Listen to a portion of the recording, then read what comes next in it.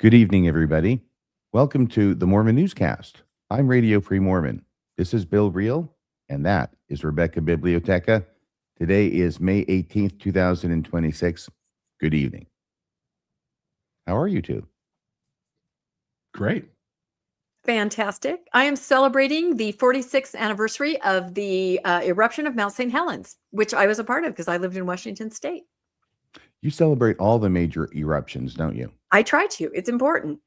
But you were actually in Washington State. Yep. Mount St. Helens Yep. was in Washington State, and you were on the leeward side, if I'm using that phrase correctly, but you were the side that the wind was blowing toward and all the ash and debris. Is that right?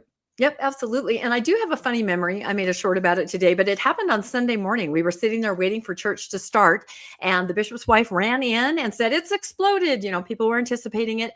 Fill your bathtubs, fill your washing machines. We're going to need fresh water, and everyone go home. That's why it's memorable to me. I never got to miss church, and I got to miss church on that day. So it was very exciting. And what were you doing outside? Were you outside? You were probably indoors, and your parents were taking care of it. One of the more interesting things, as I made my way home, there were two missionaries. I wish I could find these guys. They were standing on a wall that surrounded my church, and they were holding Book of Mormons up against the sky, which was, just horrific colors of dust and clouds. And they were taking pictures, fire, brimstone, Samuel the Lamanite. I wish I could find those guys back, because I thought that was a really fun moment. But yeah, we danced around, we caught the ashes. We still have some of the ashes, in mason jars. So are they worth a lot of money today? I do not know, but it probably was not healthy for me to be dancing around in it. So did your mom think they might be worth something today? Yes. My mom told us if we captured the dust that someday we could sell it. I mean, there was no eBay, but she said there'll be a way to sell these girls someday. You know what the difference is in legal parlance between a hostile witness and a witness who's not hostile? I don't know. It's the same difference between Rebecca Biblioteca before the show and after the show has started. Then I have to really pull the information out. Of course, I told a longer version to you before the show. Yeah. I know that we're conscious of time now, so I'm trying to be a little abbreviated. But it was an interesting moment, and I'm curious if any of our listeners or viewers were there in Washington State when the volcano blew up in 1980. It was a magical moment. I'm from Washington. I was in Japan at the time, and I actually, if memory serves, and I think it does correctly in this instance, I found out about the Mount St. Helens exploding in 1980, in May of 1980, when my dance teacher from the studio sent me over copies of the front pages of various newspapers. I found out by snail mail. After the fact. Should I be feeling as old as I'm feeling right now? Yeah, I know. Right now I'm thinking you would find out immediately on this thing you have in your pocket that you can pull out and look at. Yeah. It's an amazing thing, isn't it? But it was an amazing eruption.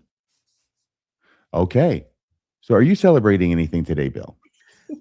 Mike, first off, I wanted to say just another eruption, Mormon history. Joseph Smith Sr., the family farm, failed because of Mount Tambora, which erupted and caused a major issue with the skies, and hence crops failed. And that's the way God worked to get the Smiths from Vermont to Palmyra, and then I'm not really sure how God worked to get Moroni from Mesoamerica to Palmyra, but he did. He does those kinds of things. It's miraculous. And then it's very dramatic. God's a very dramatic character. He does. He could have just had everybody born in the same place, but he works in mysterious ways. Who am I to question him? The one piece of good news is my Cleveland Cavaliers are in the Eastern Conference Finals. They were the number 4 seed. They knocked off the Detroit Pistons, the number 1 seed. And tomorrow night at 6 p.m. begins the Eastern Conference Finals with my Cleveland Cavaliers versus the New York Knicks. We don't have a real superstar. Donovan Mitchell is our best player. I'll just say really quickly before we move on. The cool thing about the Cavs is like the top 7 players on the team all score double-digit points. So it's like one of these teams where everybody contributes, everybody plays a part, and they're all important. So go Cavs. Well, you heard it here first. Go Cavs, indeed. You know what's great is just to see you so enthusiastic about it. Yeah, they'll lose. It's a Cleveland team, so it'll go wrong. It's the enthusiasm that's important. It cheers my boyish heart. Yeah. Do you have money on it?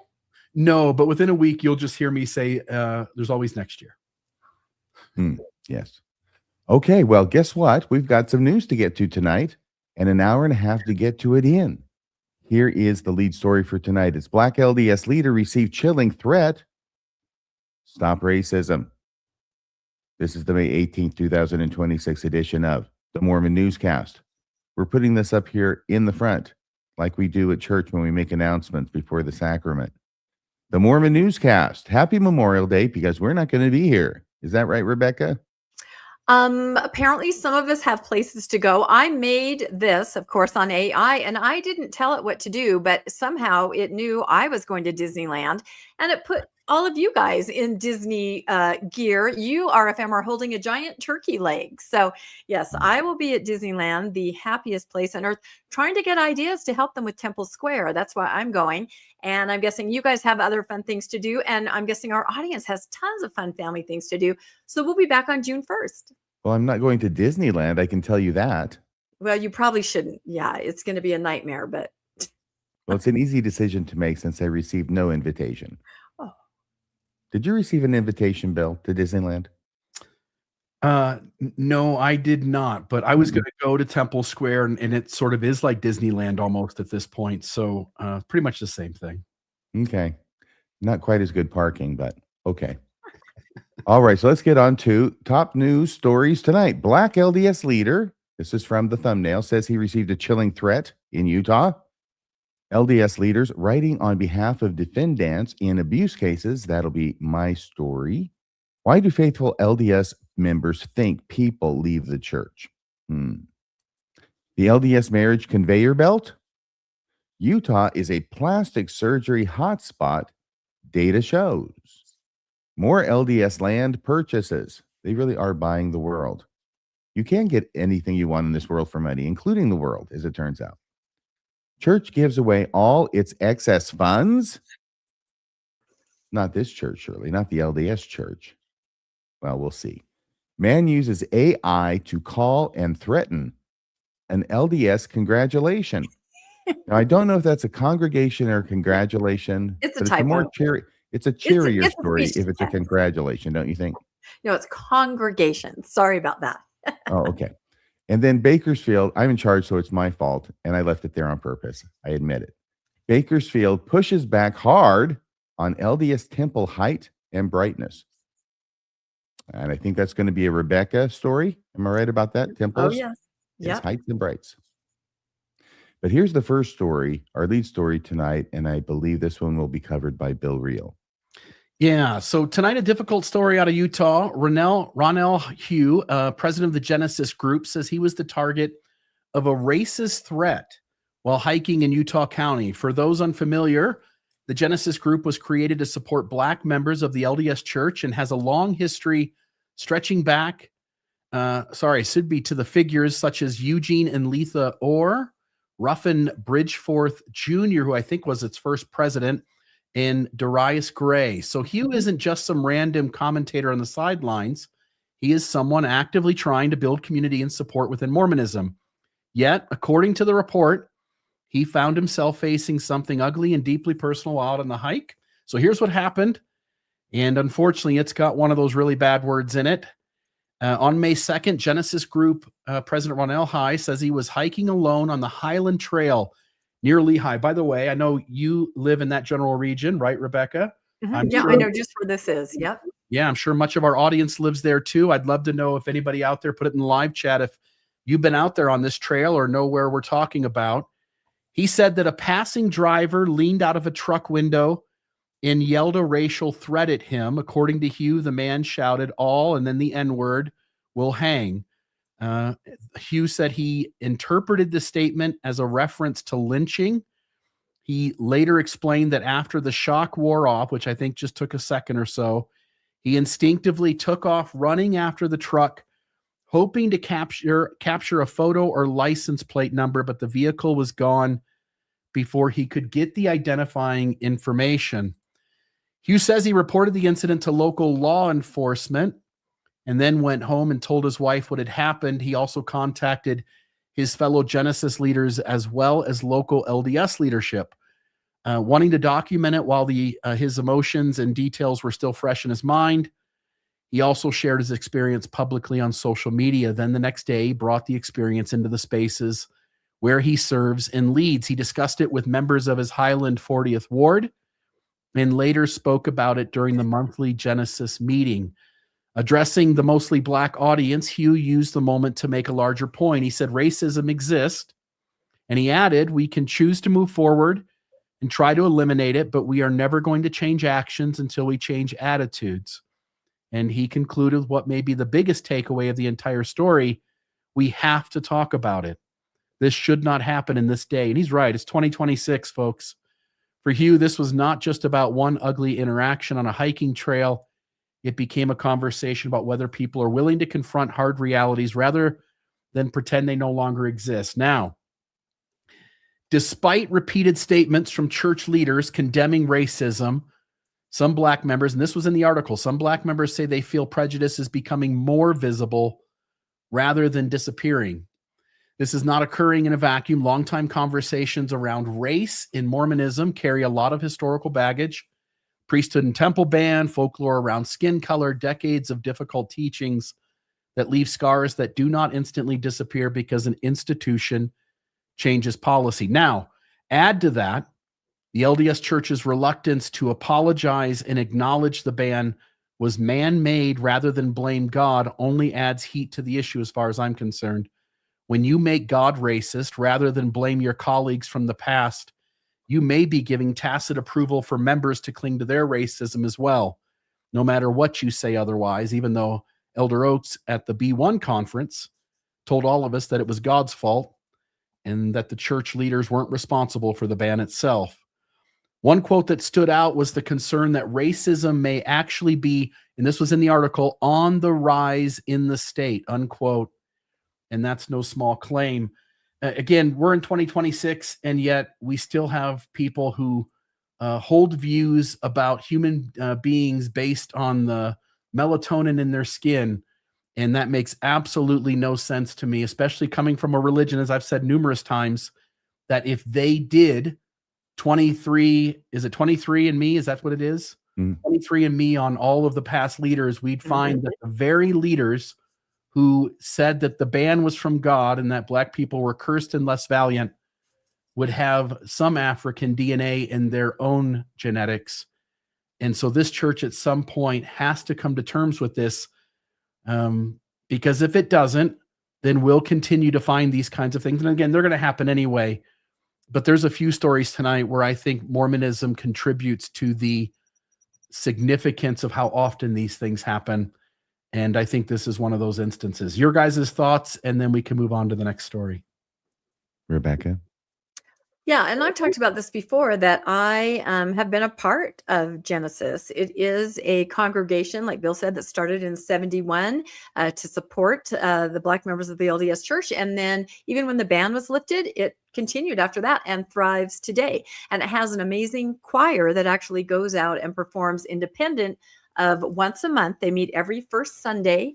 I believe they're in Draper right now, is where they meet in a building there. But I was part of that choir. I got to go out and tour and sing, and I would attend their meetings. And it was amazing and rewarding and extremely eye-opening.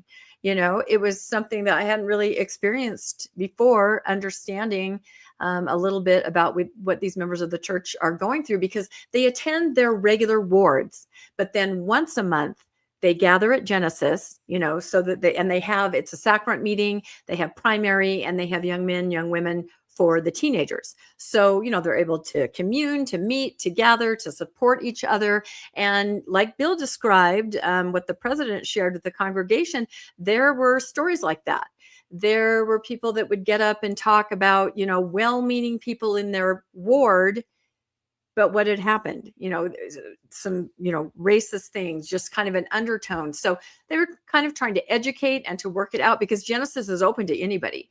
Anybody can attend. There were all kinds of people that were there, you know, just trying to gather with the saints. And so it's a fantastic group, and they're doing what they can. But like you said, Bill, there's an undercurrent because of decades, centuries of these racist teachings and ideas. And the B1 concert, have to bring it up again, I was there, and that did not help. It was a beautiful celebration. Gladys Knight was there. The Genesis choir was singing. I was not singing with it that time.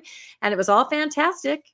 Lifting of the priesthood ban until President Oaks got up and said, God doesn't like you so much. Sorry, it wasn't us. I mean, I'm paraphrasing, but there was an audible in the audience because they could not believe it. Talk about taking no responsibility. So until that goes away, until there's something from the top, I think it's always going to be a trickle down, just this undercurrent. You know what I mean? Just this subtle and sometimes not so subtle, like in this case, racism. So it's really, really sad. But Genesis is fantastic. If you guys have a chance to attend, it is in Draper every first Sunday, and it's wonderful. I have rarely seen a performer capture an entire arena the way that Gladys Knight did that arena that night. It was incredible when she sang A Place for Us. Oh my gosh. But going back to earlier in the evening, which is what we're talking about. Yeah, I think that's an interesting point. And it may be two parts to it. The first part is that President Oaks definitely did stake out the position in his B1 address that God was behind the priesthood and temple ban, that President Oaks doesn't know why. He knows a lot of reasons why it wasn't, all the reasons everybody else was talking about, but he doesn't know why. He knows that there was a why, and that why, whatever it is, would justify God in his racism because God wouldn't do anything that was sinful. So he must be justified somehow. That is the position he has staked out for the priesthood and temple ban. So perhaps it is confusing and a mixed message when he and others also talk to the saints today and discourage them against being bigots and saying you should not be prejudiced against people because of their race, because of their nationality, all these other things. When we've already gone on record as staking out a position that there apparently are at least some instances, at least one big one, where a being as just as God can be justified in being discriminatory based on race. I do think that's a shaky moral high ground to hold. Yeah, if the church leadership justifies its racism as coming from God, then you're giving members the space to justify their own racism. If God can be a racist, then I can too. All right. Is that the end of that story, Bill? It is. Thank you very much for covering that. The next story is one that was from May 7th. It's one I skipped last week because it was not really time sensitive, but it has to do with this this theme, this consistent thing that's going on and has gone on of church leaders, usually bishops or stake presidents, not specifically in this case, it's a dean over at BYU, but writing letters on behalf of individuals who are members of the church and are charged in the criminal justice system, usually with something execrable, and usually it's child sex crimes or something related to it. That's what makes it come to the headlines. The headline of this article is a BYU dean wrote in support of a man charged with child sex abuse crimes. It's not an isolated case. This is Jessica Schreifels, Salt Lake Tribune, May 7th, 2026, and that is a picture of Jessica Schreifels. A defendant had been behind bars for 23 days when he got his first chance to ask for bail last summer. Can I just start by explaining that there are only two times really when you're going to want to get letters on behalf of your client as a defense attorney. It's the same thing for the prosecutor. You know, they'll have statements from victims, and we'll have statements from other people on the defense side. But those are mainly at an early hearing, which would be for release of the defendant after being arrested, and usually shortly after being arrested, or bail being set by the judge.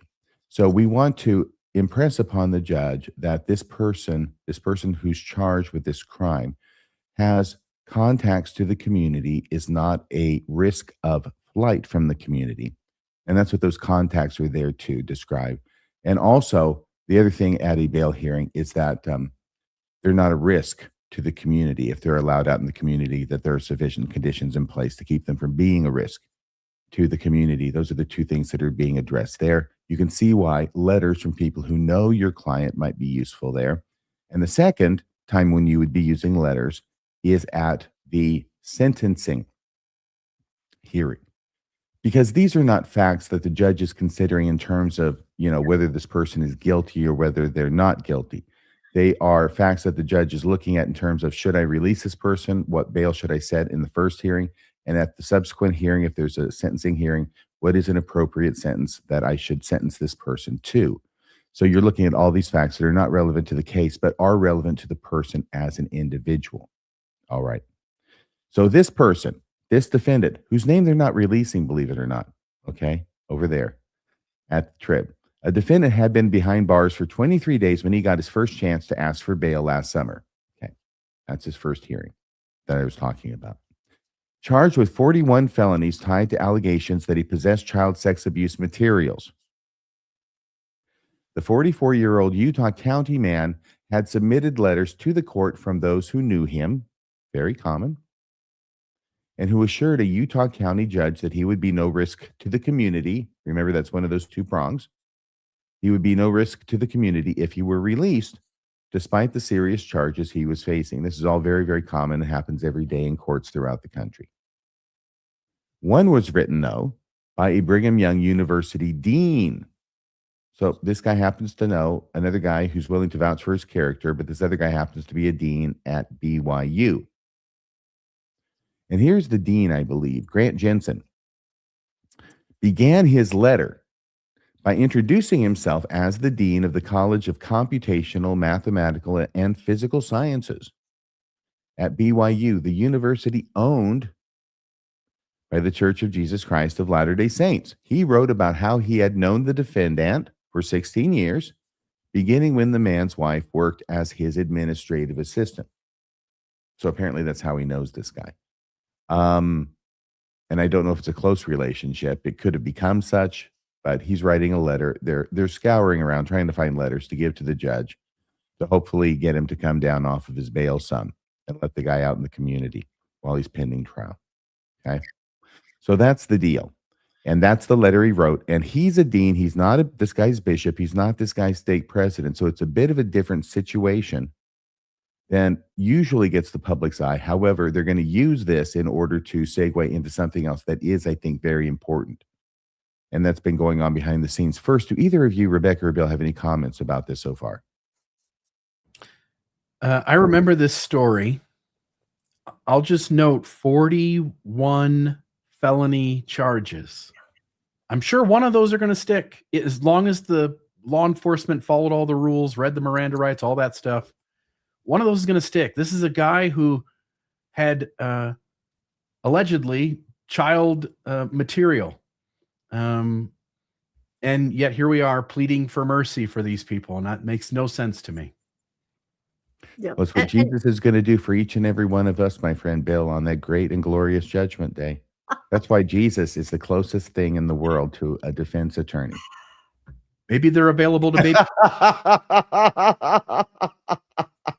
maybe he's available to babysit certain people's children. I don't know. Oh my gosh. I just say, show me one time when the church leadership or leaders or anybody in the ward is sitting on the side in the courtroom with the victim. You will not see it. They all support the repentant perpetrator. And I think it's sort of virtue signaling. It's something. They care more about that repentance and supporting and fellowshipping that person than they do about the child and the child's family. This is when you see families step away because they cannot believe that their child isn't being believed, their child isn't being supported. You see this over and over. By the way, I ran this by another attorney that I know who's not familiar with Mormonism or this entire issue, just to get his take on it. And the fact is that the church does have it in their handbook that church leaders are not supposed to be writing letters on behalf of their congregants. And I don't know if it goes into exactly why, but the why is that why. At least that's one why as to why you shouldn't do it, is because now victims or people on the other side of the V are maybe members of the ward too or members of the church. And what are you doing when you do that? And is that a good thing to do, separate and apart of the whole issue about, trying to hide child abusers in your ward? But that makes sense. And this other attorney said, well, that makes sense as a policy. And I thought, yeah, it does too. This story goes further because this story ends up being something that I am personally very exercised about. So let's see what goes on here. In addition to, I should say, exercise in addition to this whole thing about protecting child molesters. This is something that is happening in the courtroom. All right. And it involves the law, which is why I'm taking it so personal. For as long as Jensen had known him, he wrote, the man had gone to church every Sunday and followed all the teachings of the LDS church, avoiding all alcohol, tobacco, coffee, tea, smoking, drugs, etc. So that's what's in his letter, right? It's very Mormon centric. Well, the judge also, of course, is a Mormon. I believe, at least he's graduated, I think, from BYU Law School. It will say, I have no reason to believe he was not completely faithful to his wife, Jensen wrote. I believe he contributed generously, a full tithe. I'm not sure if that was there originally, that parenthetical statement, or if that was added, but a full tithe. We know what contributed generously means, a full tithe. Plus, he accepted many assignments and served well. In our interactions, he was always honest, kind, and trustworthy. You know, I've got to say, if a full tithe is in the letter, then it suggests that he at some point may have had an ecclesiastical responsibility over him like a bishop. I don't know why he would know that to say that in his letter otherwise. But regardless, what unfolded in that Utah County case reflects a broader practice in which Latter-day Saint bishops and other people connected to the church have vouched for defendants accused of serious crimes, even as the church itself has discouraged such interventions as potentially harmful. And behind the scenes, a Salt Lake Tribune inquiry revealed some Utah County prosecutors have taken an unusual step when letters like these appear in their court cases on behalf of defendants from church leaders. They contact Curtin McConkie, the outside law firm which represents the LDS church, in spite of their, denials to the contrary, where they say they don't represent the LDS church. The Salt Lake Tribune says they do.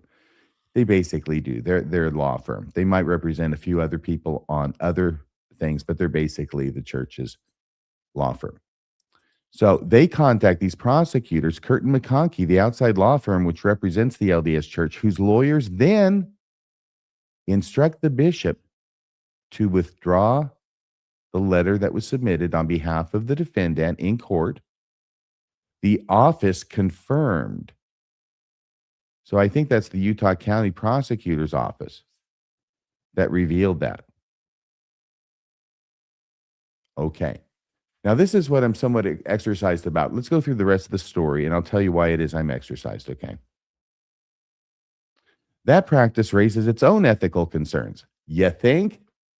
One legal expert told the Tribune it is wholly inappropriate for prosecutors to try to limit this type of material from a judge making a weighty decision about whether to grant bail or how long someone should spend in prison. Those are the two kinds of hearings I mentioned: grant bail or how long to spend in prison at the sentencing hearing. I've got a picture of a person putting their finger on one side of the scales. It should be much bigger than a finger. It should be a whole body put on one side of those scales. While these types of letters are meant to attest to a person's character, experts say this support can cause victims or other church members to feel betrayed when they see a leader supporting an alleged perpetrator rather than encouraging accountability. That's why the LDS Church instructs its local leaders to not become involved voluntarily in court cases involving members of their ward or stake, it said in a statement to the Tribune. It confirmed that when it learns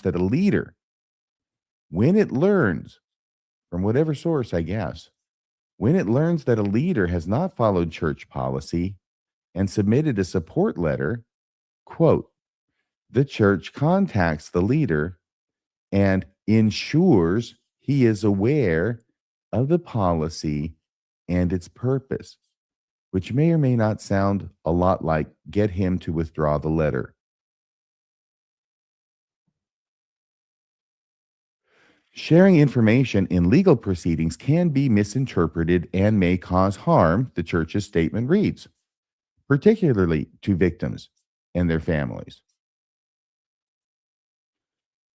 At a bail hearing last August, defense attorney John Easton highlighted the BYU's dean's letter that one we're talking about. The letter several times when he argued to 4th District Court Judge Casey Wright, himself a BYU alum, that his client should have the chance to bail out of jail. So this is going back to that letter we read portions of from the dean of that mathematics school and some other things like physics and words I can't remember. But the dean who wrote it on behalf of that guy. And this is his attorney, John Easton. And he highlighted the dean's letter. Of course he would. He's got a dean's letter. I'm going to show this to the judge and talk about it as much as I can if I'm representing the guy to get him to lower the bail or let him out. That his client should have the chance to bail out of jail. So that happened last August. And this is quoting from Easton. They got the transcript, obviously. I look at some of these letters, particularly a dean of a significant program at BYU College that's here willing to support him, Easton said, according to a recording of the hearing. He goes on, scoutmasters that have watched him interact with children. Very appropriate. There's been no allegation of any personal physical touching that's inappropriate in any way. Okay. But, and this is the other side, but the allegations against the man are serious. See, they got the transcript in front of them, so they're going to quote this guy who's the prosecutor. Deputy Utah County Attorney Adam Pomeroy. Is it just me, or does this guy look like he just got out of high school? Not to mention law school. But the allegations against the man are serious. This guy, the prosecutor said in the same hearing, he is accused of not only possessing child sex abuse materials, but police also allege he had graphic chats online about his preferences in videos of young children and shared illegal materials he had obtained with others. Okay, now this is, I'm going to break in. I'm going to interrupt myself. Just to say, this is the kind of argumentation that is supposed to go on in cases like this. This is a very good response to the letters that the defense attorney presented to the judge. And these arguments get made so often that, I mean, the judge knows them. The judge has heard them a million times, probably from the same people. We all know what they are, okay? But we go through them and we make them anyway because we're doing the best that we can. And what I'm saying is that what this prosecutor apparently thinks is that the proper way to deal with this is to not allow the information that's in that other letter, if it were from a church leader, to even be admitted in evidence before the judge for the judge to consider it in making the judge's determination. Because this fellow, according to this article, Adam Pomeroy has a habit of contacting Curtin McConkie if he gets a letter that's from a bishop or a stake president. This one was just a little bit outside the normal because it's a dean.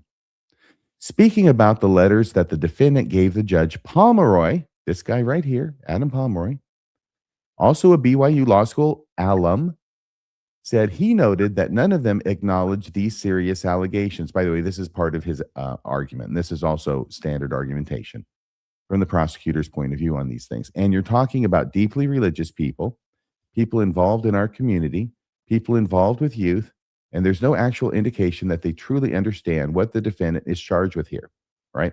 That's what you would say. That's why if I'm doing a declaration on behalf of my client, I want to make sure that if the person knows about the charges against him, that it starts off with, I'm aware of the charges against him, and I'm going to say this anyway. Okay. So once again, this stuff is very standard. Here's Adam Pomeroy again. Pomeroy told the Tribune in a statement that he did not alert Curtin McConkie to Jensen's letter because, and I underline the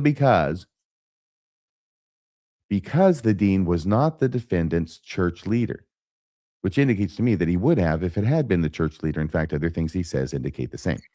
The case he conceded was unique in that a BYU dean name dropping the school wrote in on the defendant's behalf.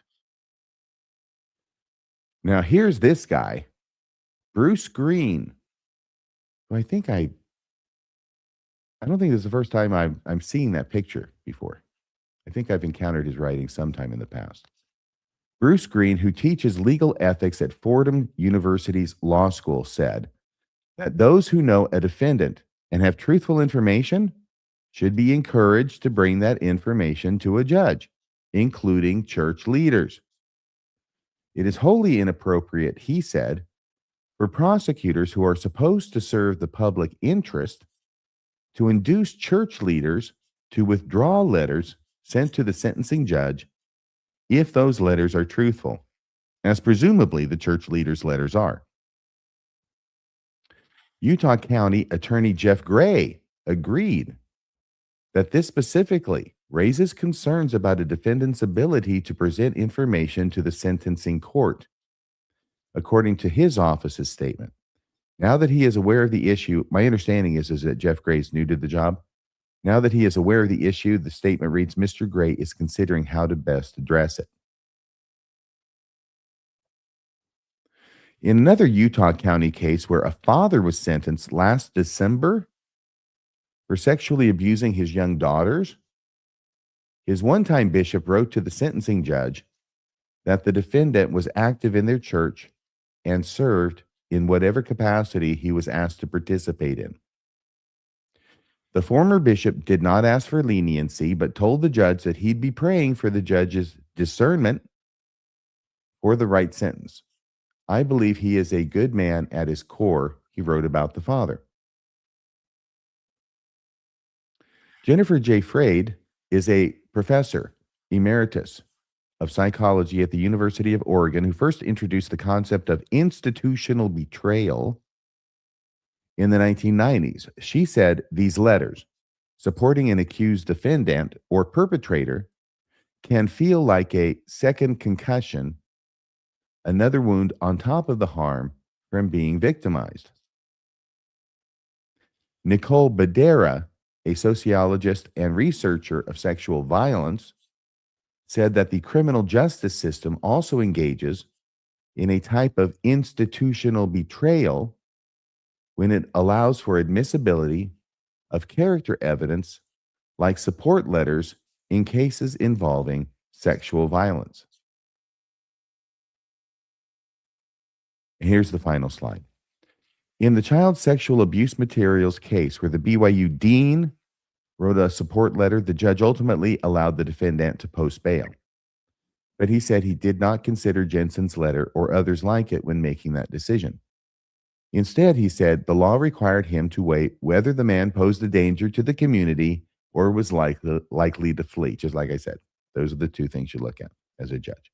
In the end, the judge said the letters, no matter who wrote them, were not part of the decision he had to make, period. And I can see that it's being completely valid because really what was written didn't address either of those things that he has to decide, whether he's a danger to the community or whether he's a likelihood to flee, which is why I, as an attorney, when I would get letters and declarations like this to submit to a judge, would try and focus on things that related to those two issues. Okay, so that's the end of the story. What do you think about this, Rebecca, and then Bill? I just think that over and over you see this sort of naive attitude from members and leaders in the church where a person, he seems to be a good person. It's all superficial. He pays his tithing. He serves. I think in the LDS church, we are taught very quickly to size people up based on actions, righteousness, how they dress, how they look, how they sound. We're not good at looking deeper, right? So you see someone who looks like a good guy, looks like he's active. How could any of this other stuff be real? It's a cognitive dissonance, and I don't think their brains can comprehend that the father is at home abusing his daughters. He's such a good guy at church at his core, right? And I really think they can't allow themselves, I swear it's cognitive dissonance, to go there and think of those little girls at home or anybody else. And I think that's why they focus on what they can comprehend. And it's a little bit of virtue signaling, and they can go, you know what, we can help this guy repent. He's a good guy. We can work with him. They don't know what to do with the victims. They can't even comprehend that that is happening. It's sort of just like this childlike attitude where they don't understand. And I think that's encouraged in the church. Superficial determination of somebody's character, and then just la, la, la. I don't want to believe it or hear it. Very good, Bill. It reminds me of the interactions that you had in with the BYU Police Department. In that the BYU Police Department is supposed to be independent. It's not supposed to be influencing the church or being influenced by the church. And yet BYU's police department would work behind the scenes to help the church to find things out or to handle things that the church wanted it to handle. To the point where you had discovered such and had taken such to mediation and appeals. Also, the Salt Lake Tribune was chasing down the BYU Police Department at the same time over similar things. Here you have this moment where the prosecutors are reaching out to the LDS Church to prevent what is allowed in the system, which is people to write character statements of those who have charges against them. For the prosecutors to step in and try to make that not happen seems like a manipulation of the case. Again, I don't want those letters to have any effect in this and these kinds of rulings, but the rules are those letters are allowed to be. And for the prosecutors to reach out to the LDS Church seems to me like something highly unethical. The next thing I'll say is that you have multiple people in the stories you shared, multiple church leaders or people high up in church places, such as the dean at BYU or BYU Idaho. And what they all seem to be saying is somebody can be a really good Mormon. They can keep the word of wisdom. They can have a temple recommend. They can be paying tithing. They can say yes to all their callings and serve wherever they're needed and not be a good human being, be an unhealthy human being who is beginning to or has given in to their proclivities, right? And it strikes me as a strange thing that this church has set up a system of worthiness where one can be a unhealthy or bad human being and still be a really good Mormon. And maybe if you are the leadership in the LDS Church, maybe you want to consider ways that you entirely redesign the system so that when someone is a really good Mormon, it also is indicative that they're a really good human being. You shouldn't be able to be a really good Mormon and be a really bad human being. But then again, at the highest levels of the church, there are plenty of them. That's really interesting. It also seems to indicate that there are some Mormons in leadership positions who think that if you are able to answer the temple recommend questions correctly, then everything else is good and there's nothing shady going on in your private or family life behind the scenes. Wow. I just want to say one thing about this before we go to the next story. And that is that this really, really bothered me. It was set to go last week, and then we skipped it because of the length of the show, and they weren't going together. So we skipped it for this week. I am not as exercised about it this week. But here's why, okay? I came up with a way that I thought I could explain why it is that this bothers me as a defense attorney. If you go to court in a situation where you're trying to get your guy out of jail, okay? This happens all the time. People get arrested all the time. They all have hearings. They all have these kinds of evidence brought forward and trying to get them out or help the judge figure out what is a good bail amount. So when those happen, there is an issue that is going on in the court that the prosecutor and the defense attorney are fighting over. They don't always fight over this. As often as not, they can agree. But a lot of times there's a fight over the bail. And so that's the thing. I am trying to get evidence in to support my position in the argument about my client. The prosecutor is getting in evidence that is supporting evidence about her client, the state, okay, about this guy's criminal record, the convictions, why it is he should not be released from custody. So that's what the dispute is about. Now, if I can go to a bishop of this guy, whatever the church is, but it's the Mormon church, and whatever my religion is, but it would have been Mormon. If I can go and get a declaration from the bishop to use to help the judge be more lenient to my client, that's my job. I'm there to represent his interests. So if I can do that, that's fine. But if the bishop says no, okay, I have to live with that. The bishop gets to make the decision, just like anybody else does, as to whether they're going to write a declaration.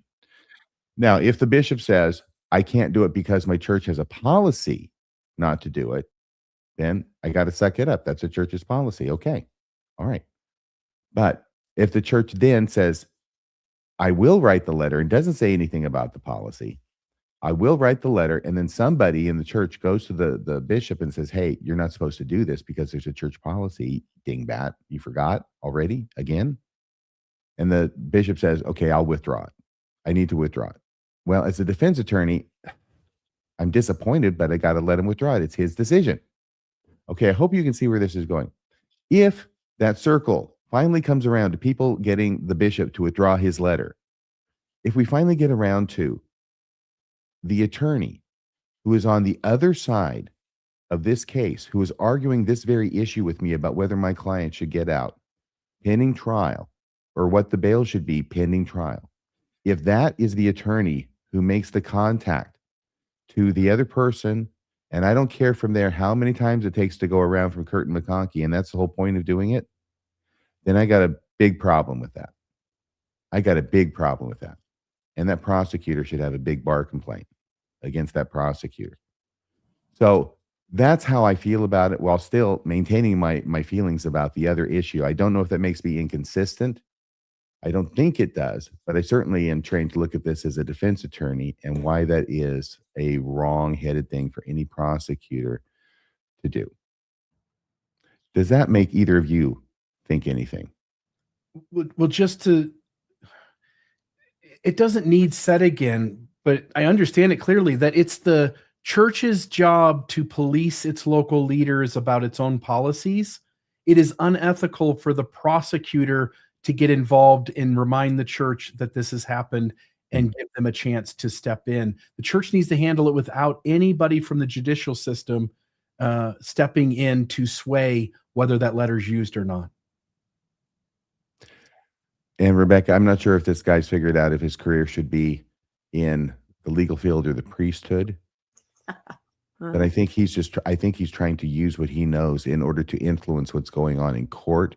And I don't care if it's from a righteous intent or an unrighteous intent. If there can be a righteous intent in here, I think you know what I mean, trying to make sure that these bishops are following the rules that they're supposed to follow. Yeah, I don't care. It's wrong. That's what I think. Rebecca, what are your thoughts? I think in the end, they're just trying to protect themselves, the churches. They've got to keep tabs on everybody. And think back to a couple episodes we did or of the newscast where there are even judges who say, hey, he seems like a good guy. He's faithful in his church. I mean, they're not wrong. These letters not only impact decisions, but judges themselves look at people and say, he seems a good guy. Seems like he's active and, he can get out on bail, or I'm going to treat him this way. So it exists in a theocracy.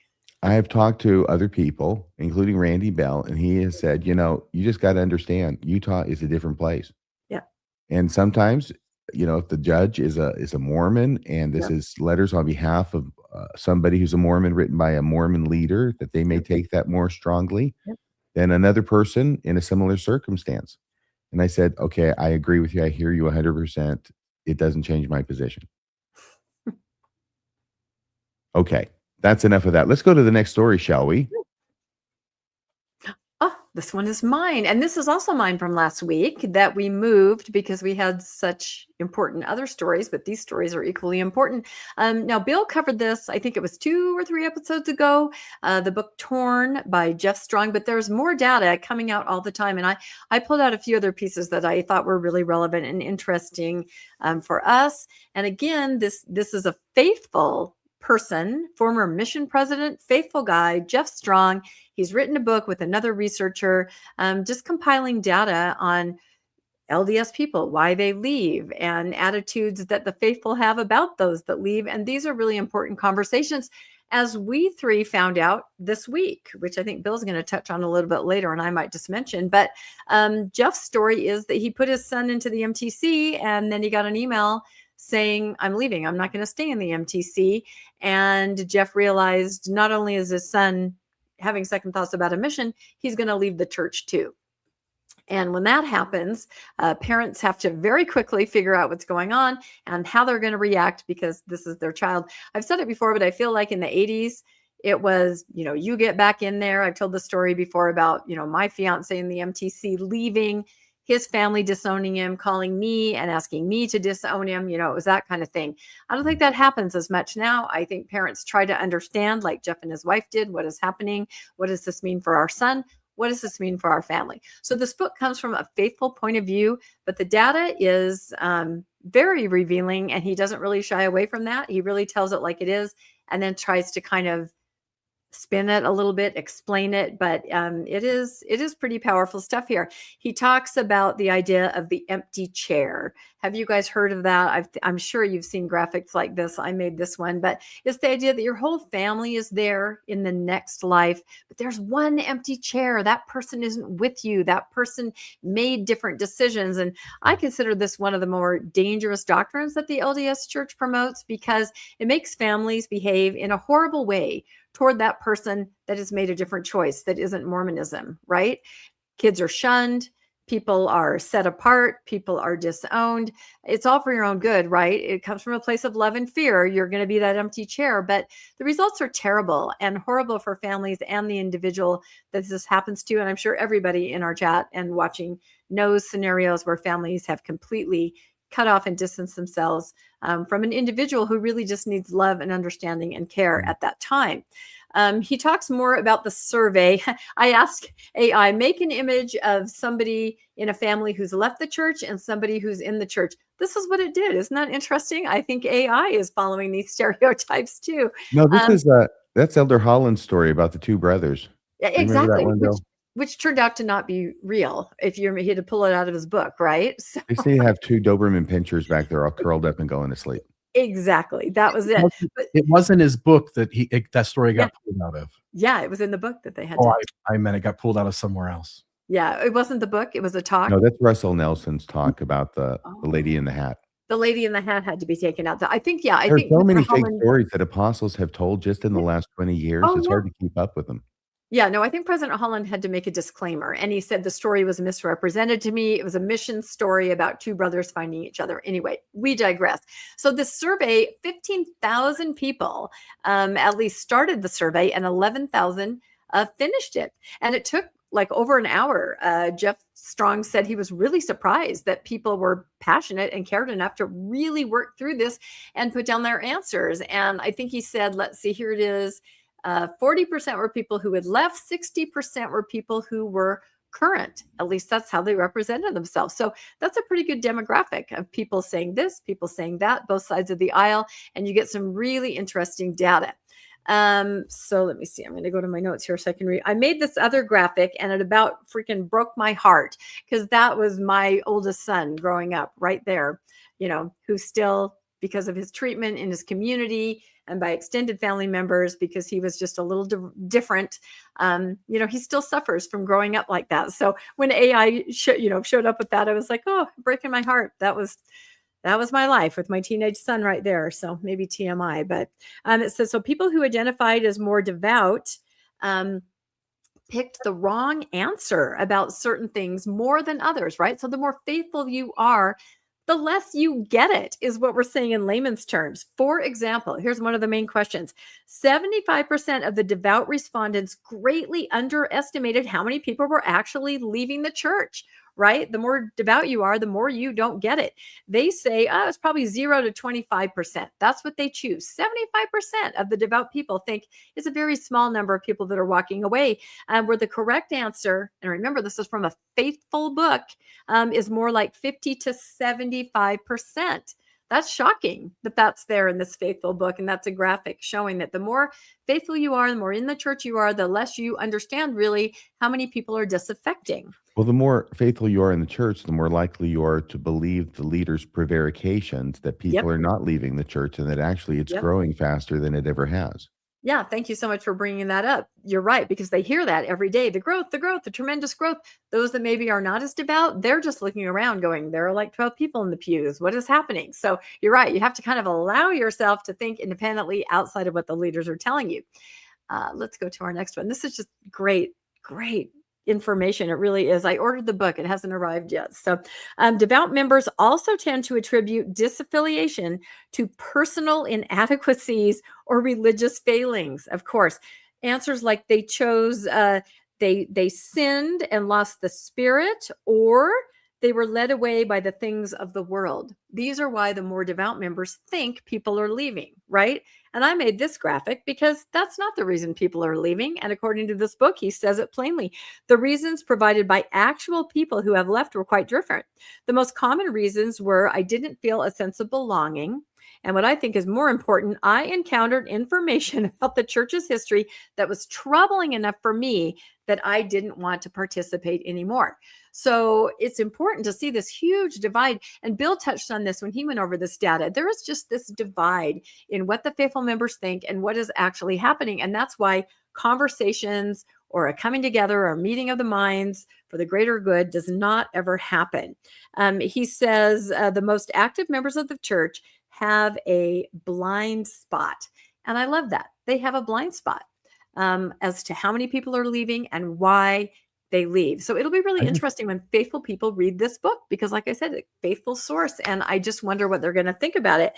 And I know what I think about it.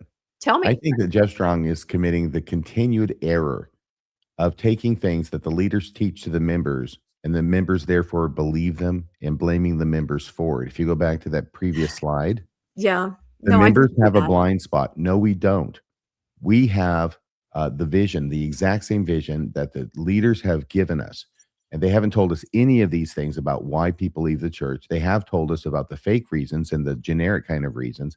And then they told us not to look at anything that would tell us about the real reasons, but restrict ourselves to church correlated materials. Yeah. So this is a blind spot the church created and then gave to its devoted disciples. It's not something that we developed on our own. That's all I'm saying. Right. Any thoughts on that, Bill? I think that's an excellent observation where you hear it all the time. Only talk to trusted members, only read trusted sources. You're going to get that information from those sources. What do you think, Bill? Yeah, this is another, RFM's right. This is a way to blame the members for not paying attention when they're only doing what the church leadership taught them to do. Yep. Nope. That's absolutely true. So he goes into a few more specifics here. Let me go back to my slide. Yeah, here we are. Again, AI is breaking my heart making these slides. Here's a wayward youth, right, on the other side of the temple. So 6% he calls wave one, and that's lifestyle. And this is why people leave. I just couldn't keep living this way. Okay. So a small number says that I can't do it anymore, right? 42%, wave number two, church history. Okay. If you listen to people's stories, this does seem to be one of the bigger reasons. People say things like the church isn't what it claims to be. 42% just have the integrity to say, I can't because it isn't. And they lied to me, right? If you guys watched Landon's Mormon story, the whole way through, he just kept saying, and at that moment, I couldn't. My integrity wouldn't allow me. And I think a lot of people that they share those values. Wave number three is social issues. Even if the church were true, I could not support this. That's another one that I think we see even more recently with all kinds of different issues, especially LGBTQ, othering people. You're just like, I don't care. I don't care. God wouldn't do this and I can't be a part of it. You know, your moral center, your moral compass will not allow it. And then finally, 18%, he calls that wave four, the church experience itself. The church isn't led by Christ and it's not life-giving. So they just don't feel any joy, or they just don't think it's doing the right thing. So, and then I'm just we don't have to, Rebecca? What was that? Can I jump in here for a second? Yeah, please do. I want you to jump in through all this because you guys have all looked at this data. So, yep. Yeah, I'm going to go back one slide and just note, everyone in the church, when you are asked why people leave, the most accurate answer almost half the time is problems in church history that don't add up for that person's brain to be able to continue to believe. So of all the answers you give, the answer that should come out of your mouth first is the problems in church history. Yeah. No, that's a really good point. But that is the hardest one to hear, And by the way, right? they've known this since what, 2013, when John DeLynn delivered all that Yep. information to them, which we know they got and then had in their possession and reviewed Yep. and served as the, springboard for Elder Oaks' much heralded but not so great a talk that he gave after that. Yep. No, and here Did it I is say Oaks again. or Uchtdorf? Yeah. No, the information is here. Someone in the chat, Brittany Uchtdorf. said, we leave because it isn't true. But nobody wants to hear that, and nobody can hear that. Even if somebody says that, your brain is not going to allow you, because that is where your identity is tied into. You're a believing member of the church. You're going to hear some other reasons. You're going to make up some other reasons if you have to. You are not going to hear that there's a problem with the truth claims. So that's just how human nature works. These kind of dig a little bit more into specific reasons into each wave, and you guys can freeze on these if you want and look, or if either of you see something interesting. But he just kind of drills down a little bit more on these actual reasons. Again, 15,000 people, 11,000 finished it. This is kind of a big deal as far as getting to the heart of what's going on. So another thing I thought was really interesting about it is it says the gap in understanding makes it all the more difficult to have honest, productive conversations. And this is what we're talking about. You're so polarized on different sides. How do you meet in the middle? Like Bill covered a couple of weeks ago, what the church thinks the members care about and what the members actually care about. There's a gulf, a vast, wide, gulf right there. And how do you ever come together and make it work? Most people who leave do tell a church member about their faith crisis. They're not going to keep it to themselves. Or their faith deconstruction. 83, according to the research, % do that, but some conversations go better than others. And I thought this was really interesting. Here's a little chart saying, yes, 83% of people that leave confess and confide in someone who is still a member. And that's probably because that's your whole social group, right? Everybody's a member. You try to find a trusted person, hopefully, but that doesn't always work. So it says people who've left the church reported that their most helpful conversations were with peers or like a spouse and a friend, right? You would hope that a spouse, as traumatized as they are, would hope to really understand, because it's very important. You're living your life together. Friends, they care about you. More than half said those conversations were helpful and supportive. Farther down the list, and you can probably imagine where this is going, were conversations with parents. Only 14% positive. And I think that's because if you're talking to your parent, you're probably a minor or a younger person, and the parent still thinks they have, the ability to convince you or sway you or change your mind. So they are going to be very harsh with you, probably because of the empty chair. They do have this power over you. They're going to guilt trip you. They're going to tell you you're making a huge mistake because they honestly believe that you are. So 14% positive when you talk to parents. That's not very good. Relief Society presidents, 10% positive. Yeah. Again, somebody who has some kind of authority over you and has a way to, sort of force you, make you feel bad, tell you the hard, honest truth, right? They're not going to be understanding because you're doing the wrong thing in their eyes. And the very worst of all, who do you think the worst is? You guys can read the slide. RFM, who's the worst to have a conversation with? Bishops and Yep. stake presidents. Yep. The usual suspects. Yep. They are not going to hear it. They're never going to say, well, you know what? Walk your own path. Oh, no. And I'm sure a lot of people in the chat who've had those conversations, they can tell us what it's about. But only 5% of those are positive, according to the data that Jeff shared. So again, you guys can freeze on this and kind of look at it, but this is kind of what you would expect. The people that love you, that have to interact with you every day, they hopefully are going to try to understand a friend or a peer. The people that are in a position of authority over you, a parent or a leader, they're going to have a much harder stance there. I love this. This says, Jeff says, let's see, you've got to put emotions on hold, kind of on the table, and able to have these conversations. And you need to examine the story that you're telling yourself, faithful member, about why somebody that you love or care about is leaving. And again, it usually comes from a place of love or fear, but you will not allow yourself to hear what they're really saying. And sometimes church members sort of invent narratives about people and why they leave. And that's why I have this graphic up here. She's thinking, oh, I'm sure he wants to drink or smoke or gamble. And you guys remember that My Turn on Earth, that song, I'm the one who writes my own story. You guys remember that? That's exactly what people are doing for us, right? And I will say, yes. Are you going to sing the song with me? No, I don't know the song. Nor would I sing it with you if I did. But that's more a reflection on me than on you. You It have a is. It lovely is. singing voice. All I'm saying is that they're doing the same thing again. Okay. The church gives them, the church Yep. gives us this whole scenario. If we know somebody who leaves the church, they did it to sin. We've Yep. been over this before, right? Yep. Or they did it because they let the things of the world lead them away, which sounds a lot like sinning to me Yep. with more words. And this says, right? Instead, what's that middle sentence say, Rebecca? Instead, sometimes church members sort of invent narratives. No, Yep. we don't. We are given the fully Yeah. fleshed out narrative from the church leaders. We just apply it as we're told to do. Yep, you are not wrong. I'm rethinking the whole book. Yeah, and again, he's from a faithful point of view, and so that is what he's trying to say. He would never be able to say this comes from the top, right? He's saying people misunderstand, and we hear that all the time. What do you You think, can Bill? tell it's from a faithful point of view just because he continually does this sort of thing. Yeah. Patrick Mason does the same thing. Others do as well. And that's why I just want to keep pointing it out. Yeah, no, I'm glad you are. I'm glad you are.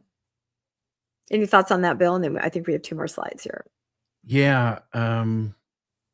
I hope that as Jeff continues to sit down with people, that somebody will ask those hard questions that RFM is pointing to ask him, wait a minute, you're saying that church members sort of invent the narratives about why people leave? Isn't it the church leaders who invent the narratives and then tell them to the members?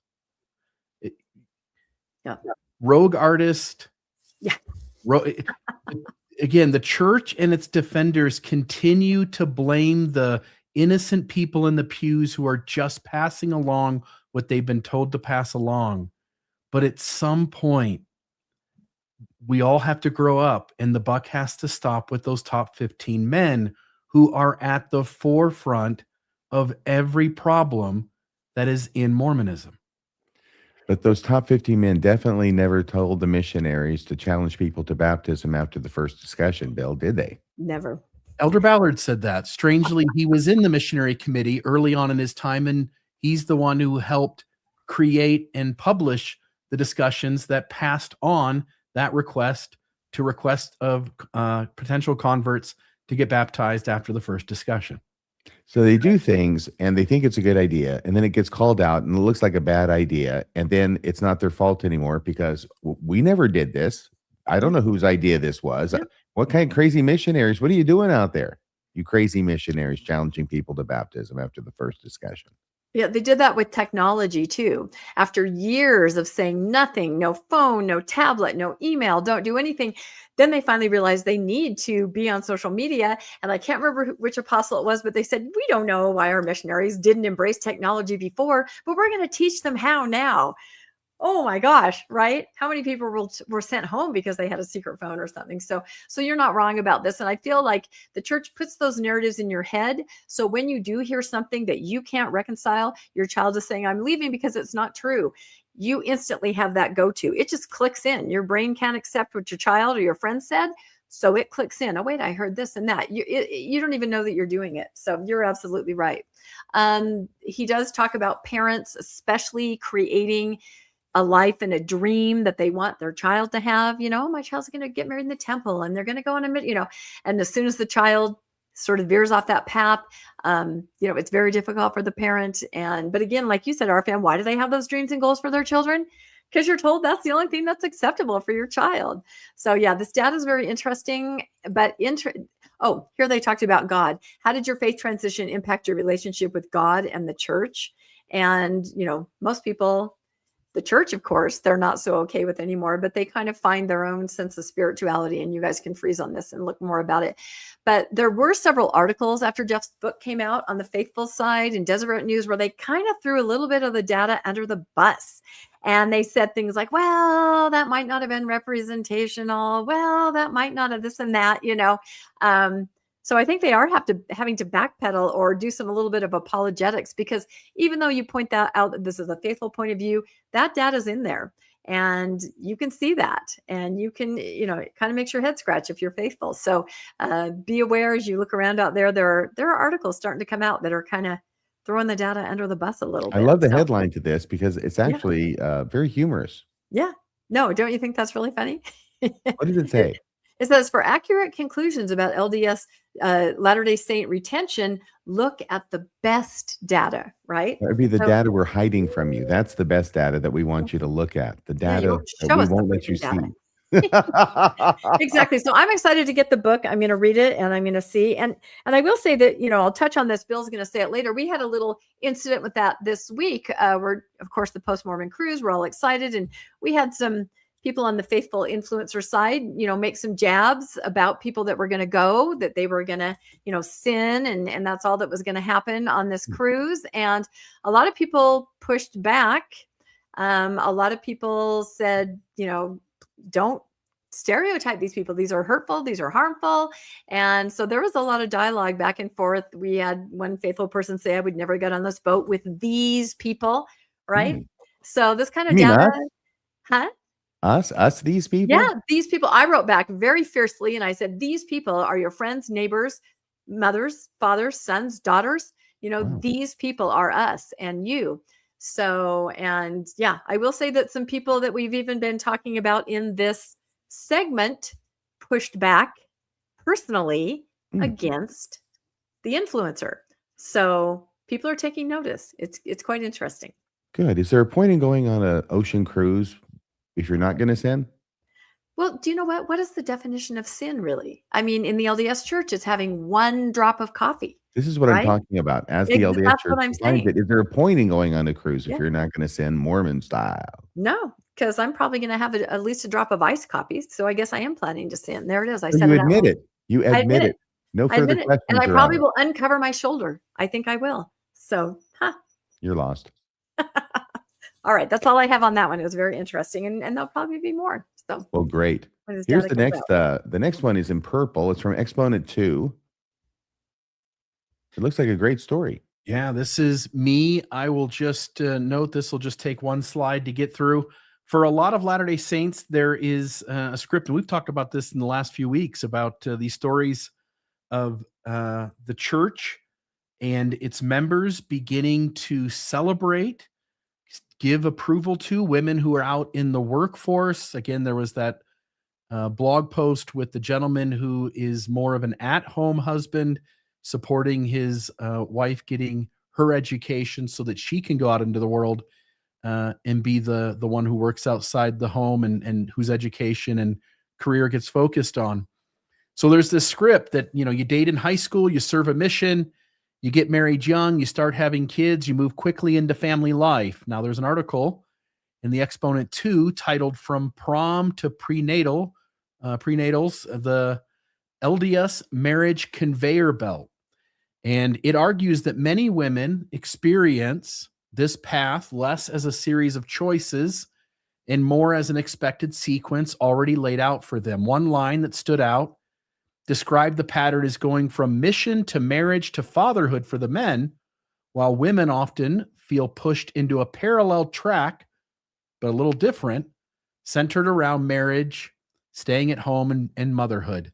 Another striking observation asks whether women are being prepared to pursue their own futures or simply taught to stay on the conveyor belt. And so you see the article there in the top right, written by Abby Maxwell Hansen. We've highlighted her articles in the past. And so she's just pointing to we're in this interesting moment where everyone is taking note that there was a way we used to do things, and it is a changing. So we'll see where it goes. I'll just note this story overlaps with a recent Mormon Land podcast highlighting women who pursued careers during an era when LDS culture often discouraged it. Again, just a few years ago, we had the sisters in the church quite pissed that we had female auxiliary leaders who were bragging about having spent their life doing their work career, and they were being promoted into the highest auxiliaries female-wise in the church.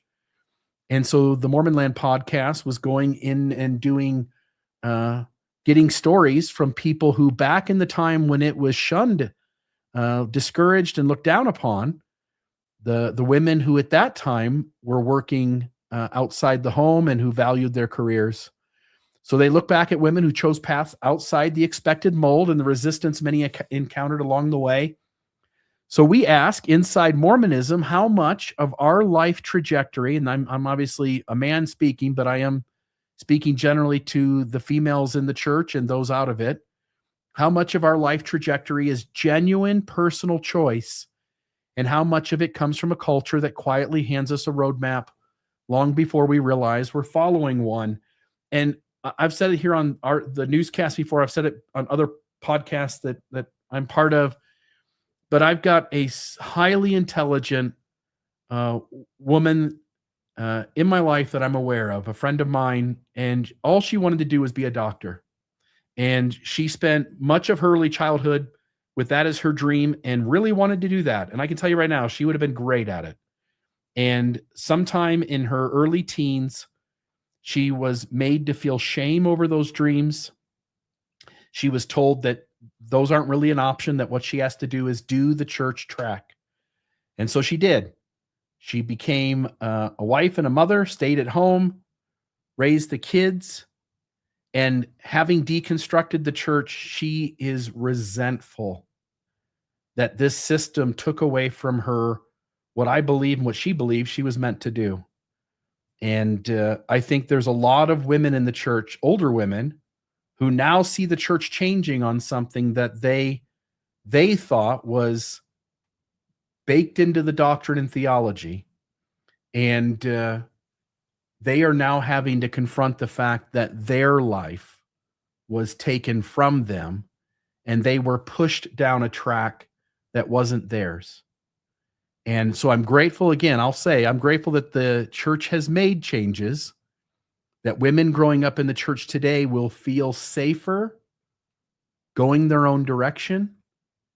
But it is sad that this church constantly talks to its members, teaching them as if the false ideas of men are the true doctrines and policies of the kingdom, when if the world changes, if that wicked world changes, they change right with it. They just happen to be 4 decades late.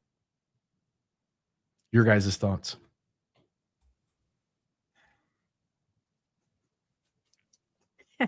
All right, I'll go. We talked to, am I muted? No, RFM is. Oh, RFM is. Oh, okay. I'm muted, but I'm down here asking you for your thoughts, Rebecca. There you go. Yeah, and we covered this. It seems like we cover this every couple of weeks, but it's devastating. It's absolutely devastating, and you do look back at your life. I mean, my mother had a master's in zoology, and she never worked a day in her life. She just went home, right? That was it. Master's in zoology. She was a Fulbright scholar. I talked about that in Austria. She studied and she went home. That is the example that I saw, right? And when I was a freshman at BYU, my major was advertising because I loved it. I loved creative writing. I loved to make things up. I would create jingles, advertising. But my first couple weeks in there, they talked about how intensive it would be and internships and, high power and cutthroat world. And I was like, oh gosh, I changed to art history. I changed to getting a master's in library and information science. That would probably be a nice, safe thing that I could be a mother and not that cutthroat world of advertising. But I didn't do what I loved, right? I did what I thought I should do. And I never really thought about why. I never thought, oh, someone's making me do this. Not at all. I had the example of my mom, and I had just the example of every single young women's leader I'd ever had who said, oh, you'll get married and then everything will be fine. And I don't think women that are not my age or around my age can understand how it was. They probably can't believe it, because thank God it has changed. Thank God, like Bill said, it is different. And we see these young people with career choices and motherhood, which is an awesome choice, and couples working together. So, but for those of us of a certain age, it absolutely was a conveyor belt. It's now called the covenant path. And we didn't even know that we didn't have free will. We didn't know, but then again, you can look at it and go, I don't know what would have happened. I had my kids. I was a stay-at-home mom. I loved every second of it. It was amazing.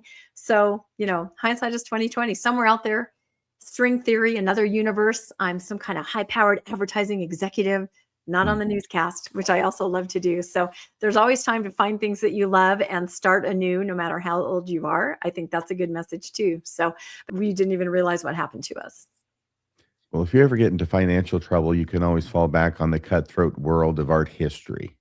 It is kind of cutthroat. I'm telling you, I got to see the Sistine Chapel for the first time 2 weeks ago. I had written my bachelor's thesis on it, and it was quite a moment.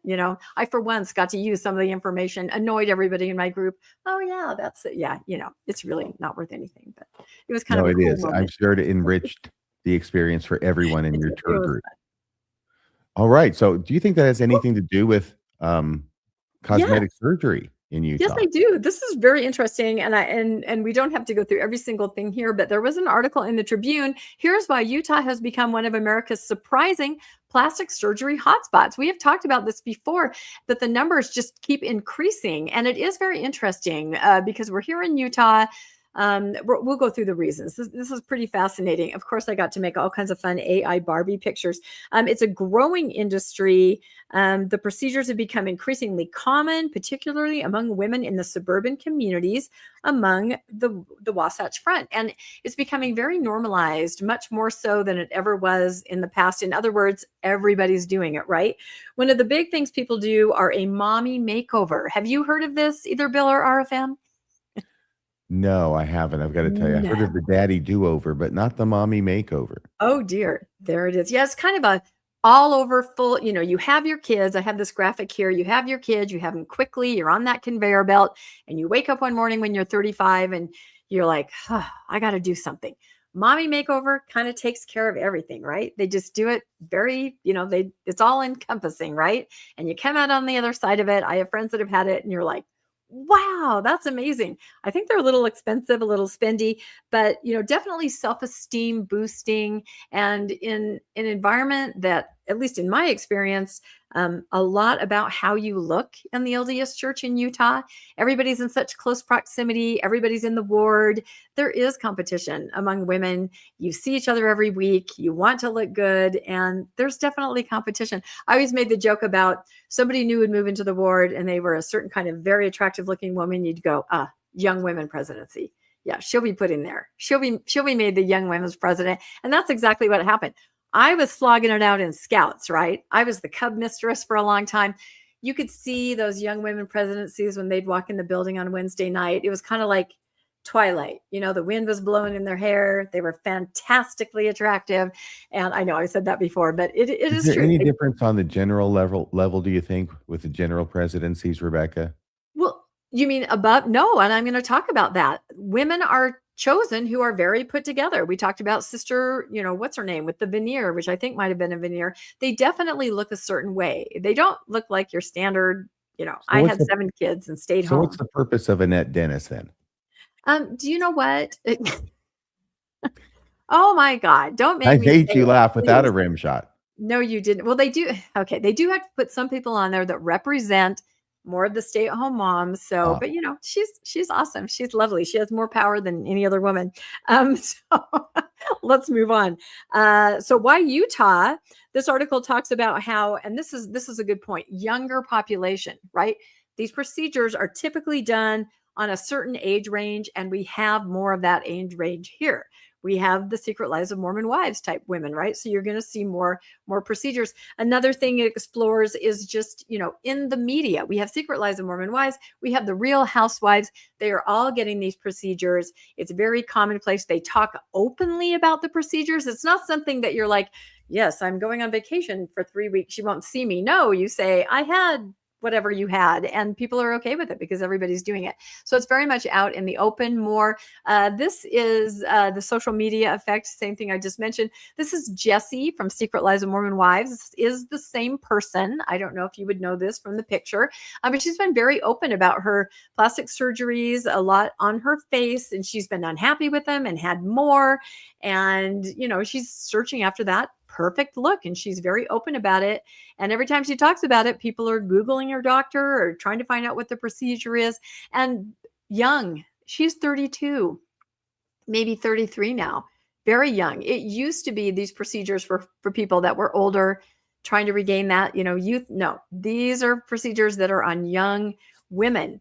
Of course, concerns and criticisms. The article just talks about idealized beauty standards. And like I say, perhaps the church, because it's just so connected and on top of each other, that people see each other every day. They talk about these procedures. They compare themselves. They may notice that a certain look gets, better callings or, more attention in the board. And so they're going to indulge in this. Let's see. Yeah, here's where I talk about. So the top leaders, I said to AI, make top LDS leaders, look like Barbies. And there they all are. Although I have to say, in that picture, the person that has the greatest hair is Jesus over there in the corner. That looks fantastic. But I will say that the women in upper leadership, the women that appear on conference, are usually really put together. They usually are extremely attractive. And they're that forward-facing woman, that we're all supposed to idealize toward. They talk about here. Figured it out, Rebecca. I just figured it out. I just figured it out. If you have the answer, let us know. Sister Dennis is taking the picture. All right. Poor Sister Dennis. We love you, Sister Dennis. Again, she has more power than any woman anywhere in any religion. So there are, let's go through a little bit of stats. There are 110 plastic surgeons in Utah. So that puts Utah 7th in the U.S., right? 7th. I mean, we're supposed to focus on what's inside, not what's outside. But apparently, as I talked about before in your story, RFM, what's on the outside helps you judge what's on the inside. And if you're pretty, and lovely, and put together, you must have a very good insight, right? And this was shocking to me. A decade ago, Utah was 26 in terms of how many people would search online for plastic surgery, things like that. It's number 3 today. Number 3 as far as searches. Mommy makeover, 2nd in the U.S. for how many people search for that, because everybody's a young mom, right? And they've had their kids and they need to get a new lease on life so they can go on that senior mission, right? Breast augmentation, number 1 in the nation for searching terms, how can I get one of those for myself, right? Rebecca, number 1. Where does boob job rank? People typically don't use that term anymore. Really? They tend to look at this more clinically. Yeah, that's kind of a 70s term. Did they search for it? Yeah, they might. I mean, We they don't didn't know. really say. There are certain things, that they're not going to put in a serious statistical analysis. And boob job is They've probably got nose job down there in the bottom right. They do. That's it. But it's all, rhinoplasty is what it is. It ranks, what it ranks the last in, which is strange, Brazilian butt lift. Nobody cares about that, I guess. So shocking data. But I just had to bring this up. And I took some informal polls today on this. Of course, we have Alma, right? Who says the soul shall be restored to the body and the body to the soul. We're talking about the resurrection. Yea, and every limb and joint shall be restored to its body. Yea, even a hair of the head shall not be lost, but all things shall be restored to their proper and perfect frame. Now, does that also mean that any additions that you made in this life, anything you added, right? Does that mean that also might be taken away so that you can be restored to that perfect form? I tried to get some information because you know where I'm going here. Are we going to lose that augmentation in the next life? And that's kind of my graphic here. She's resurrected and she's going, what the hell? What happened to my to my perfect augmentation? There was really nothing that the church said. The LDS.org said they don't weigh in on that. Rebecca, they do not have an opinion. Yes. Bill has a look on his face like he wants to say something he's going to regret. Then you better say it. I was just going to say, we definitely know you're going to lose them if you don't make it to the celestial kingdom, because there's DK smoothie again. Yes. So you can add whatever you want. You can trim it up.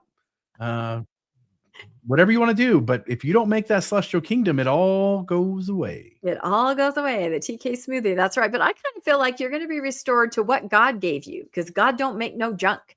So whatever you added, whatever you did, I don't think it's going to be there in the next life. I did find this one person. It was unknown. It was on some church site. In LDS doctrine, the resurrected body will not have plastic surgery enhancements. Church teachings emphasize that the resurrection is a state of physical perfection. This means the spirit will be reunited with its proper and perfect frame, quoting Alma, restoring original God-given form without artificial additions, scars, or mortal modifications. It's amazing. All the specific and important stuff to her argument was found outside the scripture she's quoting. Well, It has to be, because the church says we do not have an opinion on this. Amazingly, because they have opinions on many other invasive things, right? Personal things that women do, but not this. It seems like it's okay, but you may or may not get to take it with you, as they say. Oh, a So, church led by 15 guys is okay with women getting plastic surgery, you're saying? I think that's true, because if you look at whom they marry, if you look at the other leadership, they're awfully put together, aren't they? So they're okay. And I think that's the end of my story. Okay. Last comments on any of that, or we'll move on. I think I've said enough to get me in trouble tonight. Do you want to get another crack at it, Bill? The only thing I'll say here is that women put their bodies on the line to carry a baby 9 months, to deliver that child, to breastfeed that baby. I don't have any judgment or shame for people who take measures like this. Your body has in some ways been run through the ringer, and you get to do whatever you do. And I support people making their best decisions about how they want to live their life. I sure as hell want people to do that for me. Yep, 100%. And like I said, I have friends that have had the mommy makeover. They look phenomenal. Seriously, incredible. That's good, because I've been wanting to recommend a nose job for you for some time, Bill. I'll schedule it this week. I do have quite a honker there. So Yes. Well, remember, as Holmes told Watson in one of the Basil Rathbone movies, remember, Watson, throughout the ages, prominent men have had prominent noses. dun, dun, dun. Another story. Is that a segue? Sure. Let's figure out I don't know how you can segue that. well, my nose grows as I get older. So does the church's portfolio of property, and that's what's happening here. So let's talk about it. The church continues expanding its real estate footprint, and Florida continues to be a major focus. By the way, it feels like about 25% of these stories have to do with Florida. For whatever reason, the church just loves that place. This week, reports a highlighted 240 million purchase of a 456 unit apartment complex in Boca Raton through the church's investment arm, adding to a growing collection of Florida property holdings that now stretch well beyond the chapels and temples. By the way, if you divide that out, what that means is the church, just to break even, has to make $500,000 on each of those. Just to cross the break-even line. Oh, they will over time. Pretty soon the church is going to buy Marvin's Gardens. Yeah, that's right. Monopoly. Don't pass go. Don't collect $200. But in the church's case, collect all the money you want and the properties. Observers have increasingly noted that somewhere along the way, the church seems to have evolved from a religion that owns real estate into a real estate empire that also happens to own a religion. Or put differently, when your portfolio starts including massive apartment complexes, sprawling land holdings, cattle ranches, etc., it even did like a major renovation on a rodeo somewhere here in Utah, and major development projects across the globe, people begin wondering whether they are watching a faith organization or a Fortune 500 property strategy that also has hymns. So any thoughts from you guys? It just seems like at this point, it's almost not even interesting anymore. The church owns so much, and they're just going to own more and more and more. And someday they might own my house too. Far, far away on Judea's plains has rarely been so timely. Your thoughts, Rebecca? Yeah, you're right. It is almost not interesting anymore. Like, I used to track it so avidly and grab every story, do a short on it, post it. Now it's just like, been there, done that. They own the gosh darn world. There's nothing we can do about it. So yeah, it's just par for the course. The golf course, which they own. By that point, there'll be nothing attention. Jesus can do about it. And I think that's the real plan. I think maybe that is the plan. But I still wonder at what point, I don't know, some higher authority will look at how much they own and say, you can outbid Bill Gates. And you can do that because you're tax exempt. You don't freaking pay taxes, on any of this. I just wonder at what point maybe somebody will look at this and there might be a change. I don't know. It would have to get to a tipping point. I think the idea is to buy up all the real estate before Jesus comes again so we can look at him once more and say those famous lines, there's no room in the inn for you, pal. Just turn around and get out of here. Yeah. Here's another story. Is this yours, Bill? No, this is my story, my Is quick this story yours, here. Rebecca? So, yeah, this kind of popped up for me on some alert over the weekend. Man threatens to shoot St. Hmm. Charles County Church, and we're talking about an LDS church, using AI voice generator. And this is the gentleman, Jordan Gibson. And what happened, I'll just kind of paraphrase, is some members of the ward started getting these calls from somebody. It was an auto-generated voice, saying that they, let's see. I think they say specifically what he says here. Something about, yes, burning in hell because you believe in false prophets. Okay.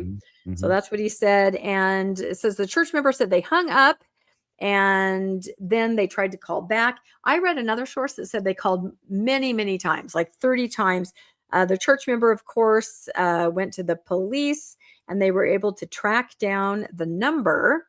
It says the church searched their phone records and found that the number associated with the first call belonged to Gibson, who had previously expressed interest in joining the church. He's an investigator, or as they now call them, a friend, right?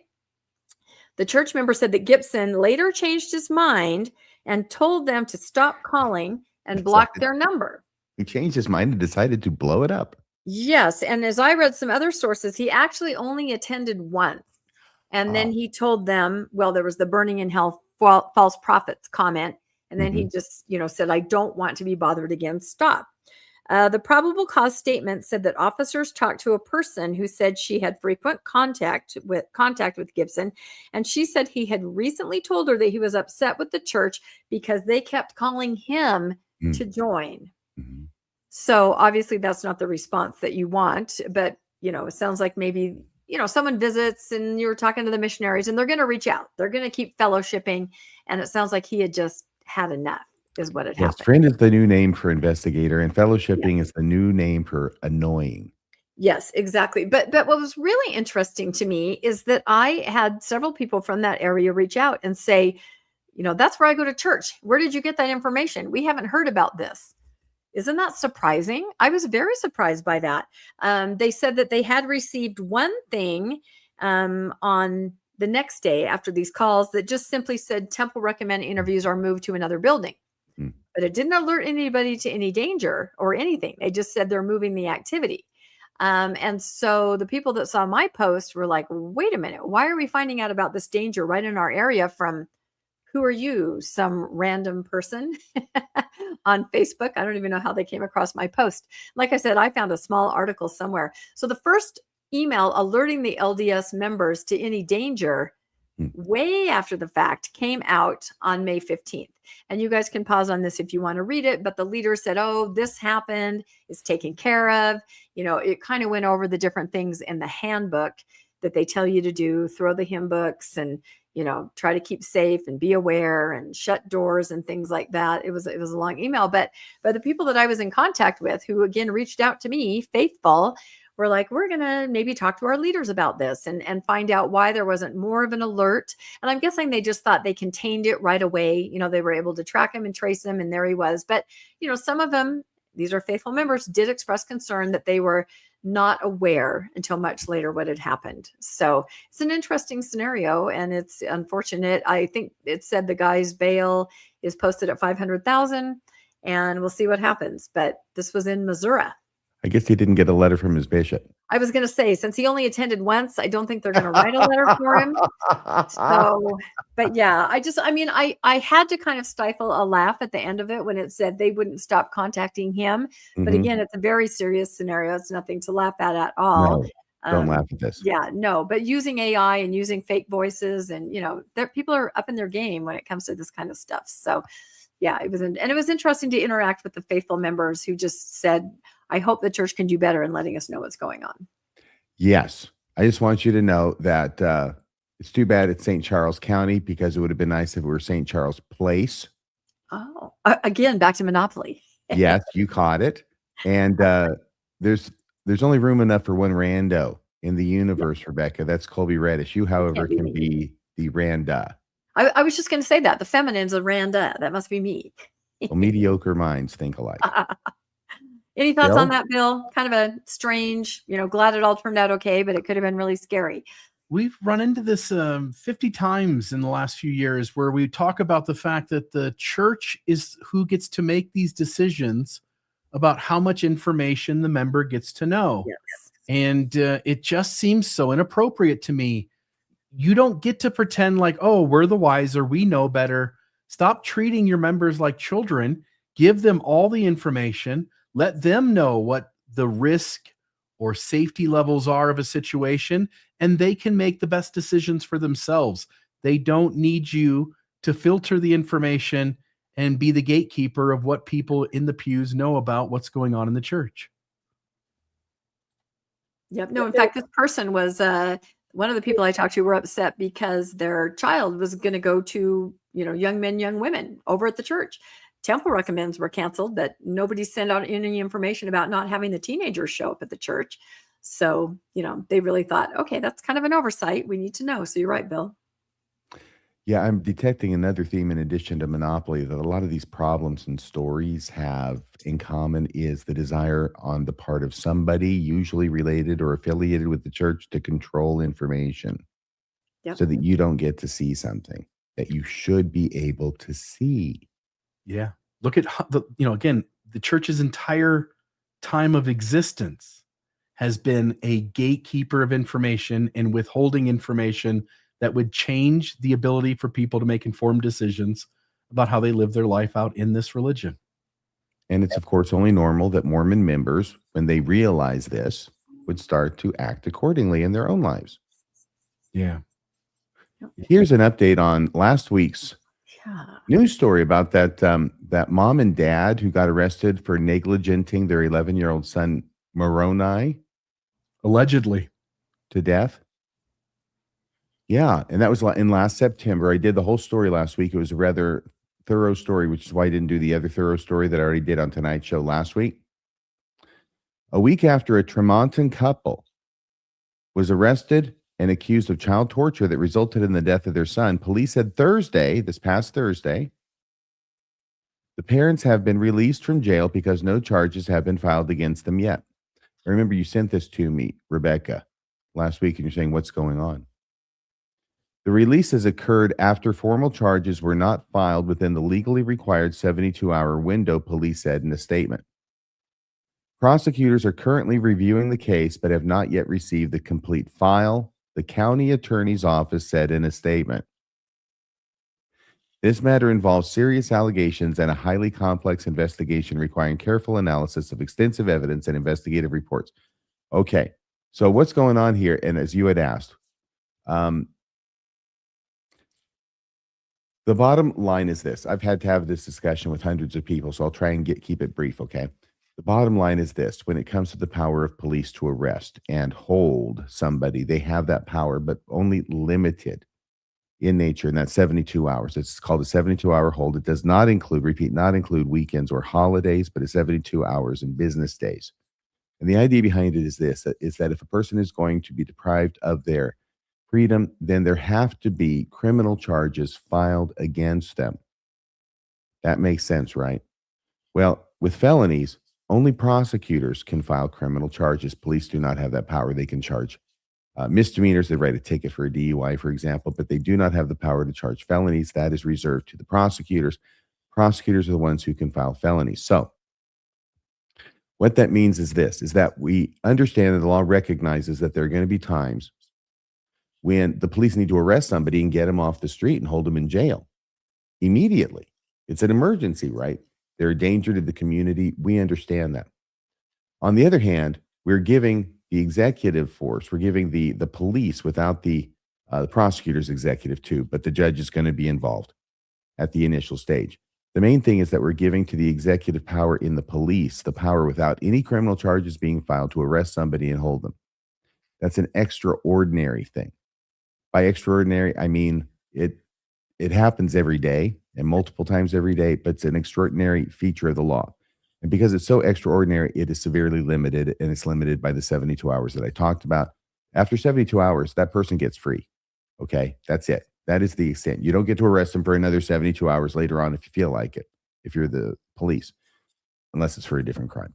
But the prosecutor has to file charges. Now, what this told me, as soon as you told me this, Rebecca, It's been since September. That's over half a year since this kid died.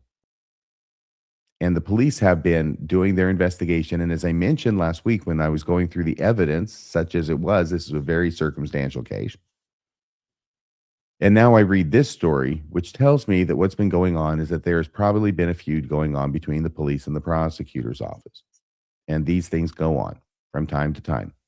And the police are very sure that they've got enough evidence to convict. And the prosecutor's going, I don't think there's enough evidence to convict. And that's my job to make sure that that's the case before I file the charges, because I'm the poor schmo who has to take this case in front of a jury. If I file charges, right? And if we can't reach a resolution, and if I got a crappy case, it's more likely we're not going to reach a resolution, because who wants to plead guilty on a crappy case? They're more likely to win a trial. Having said all of that, this bears all the hallmarks of a fight between the police and the prosecutors, and the prosecutors have not been willing to charge after over half a year. And so the police went out and arrested them, which they can do on their own, but only up to 72 hours. And the prosecutors did not follow through by filing charges within 72 hours. In fact, the statement by the prosecutor is designed to make it sound like, and it may be true, even if it's a prosecutor talking, it could be true, make it sound like they haven't even seen the case yet. And they would have to review the entire thing from scratch in order to make a determination as to whether they should file charges. So the bottom line is, right now, there's probably no good feelings between the prosecutors and the police there in Tremont County. And that the mom and dad of this deceased young man, 11 years old from last September, are free now. And they will continue to be free on this until and unless the prosecutor files charges, which should happen only when the prosecutor feels that the prosecutor has enough evidence to convince a reasonable jury beyond a reasonable doubt that these people are guilty. Your thoughts? Rebecca, you have thoughts about this. You brought it to my attention.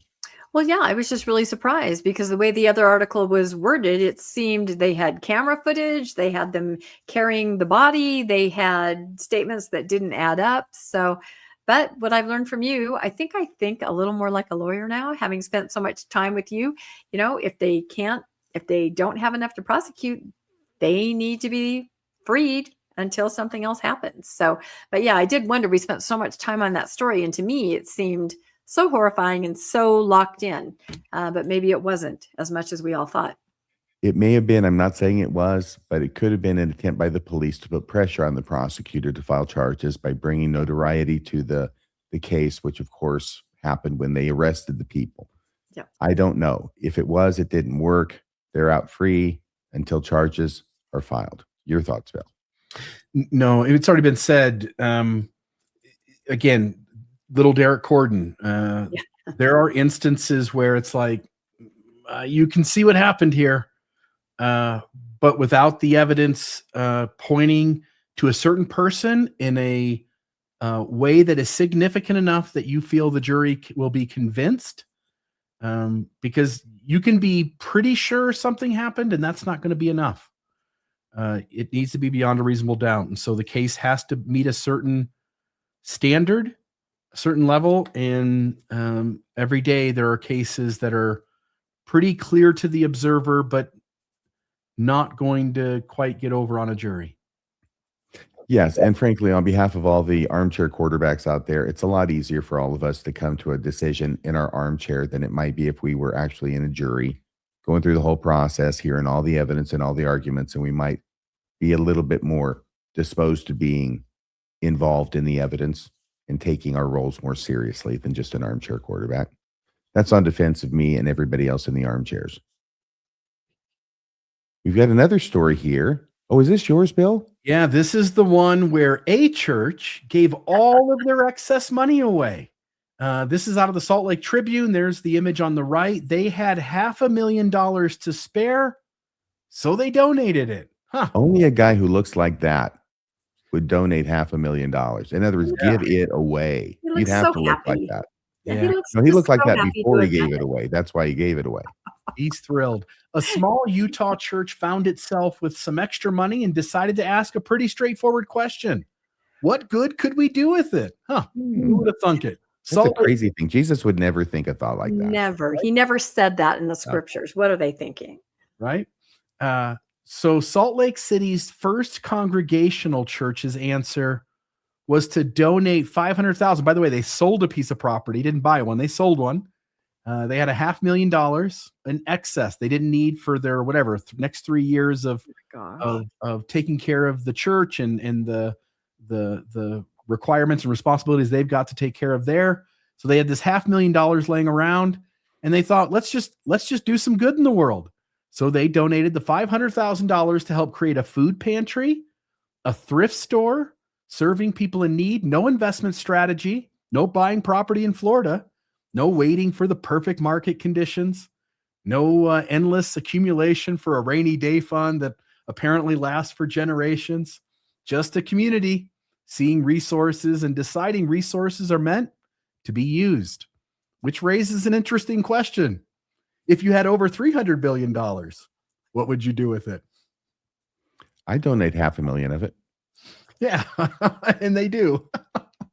Yeah, it's funny you should bring that up. I saw an awesome graphic from the Widow's Mite, who tracks, of course, the finances of the church as they can sort of extrapolate what's going on.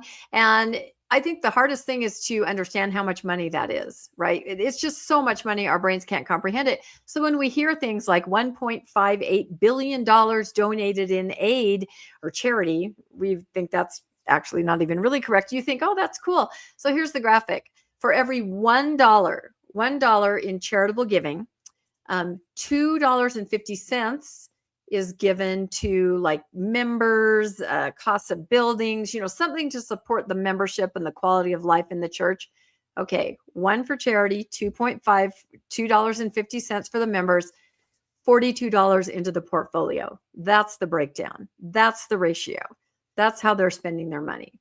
That helps you kind of understand it. $1 in aid, $2.50 to operational costs of the church, $42 into that fund, just like Jesus wanted it. I still can't get over this picture of this pastor. I'm trying to imagine President Oaks with a look on his face like that. Do you think Dallas has ever had a look on his face that even remotely resembles this look? No, that'd be pretty happy. That look would be beneath him, wouldn't it? Yeah, I think so.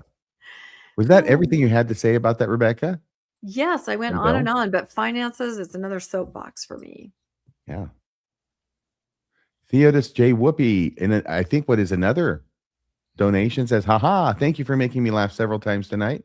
On behalf of Rebecca and Bill, you're welcome. Well done. Awesome team. Oh, yes.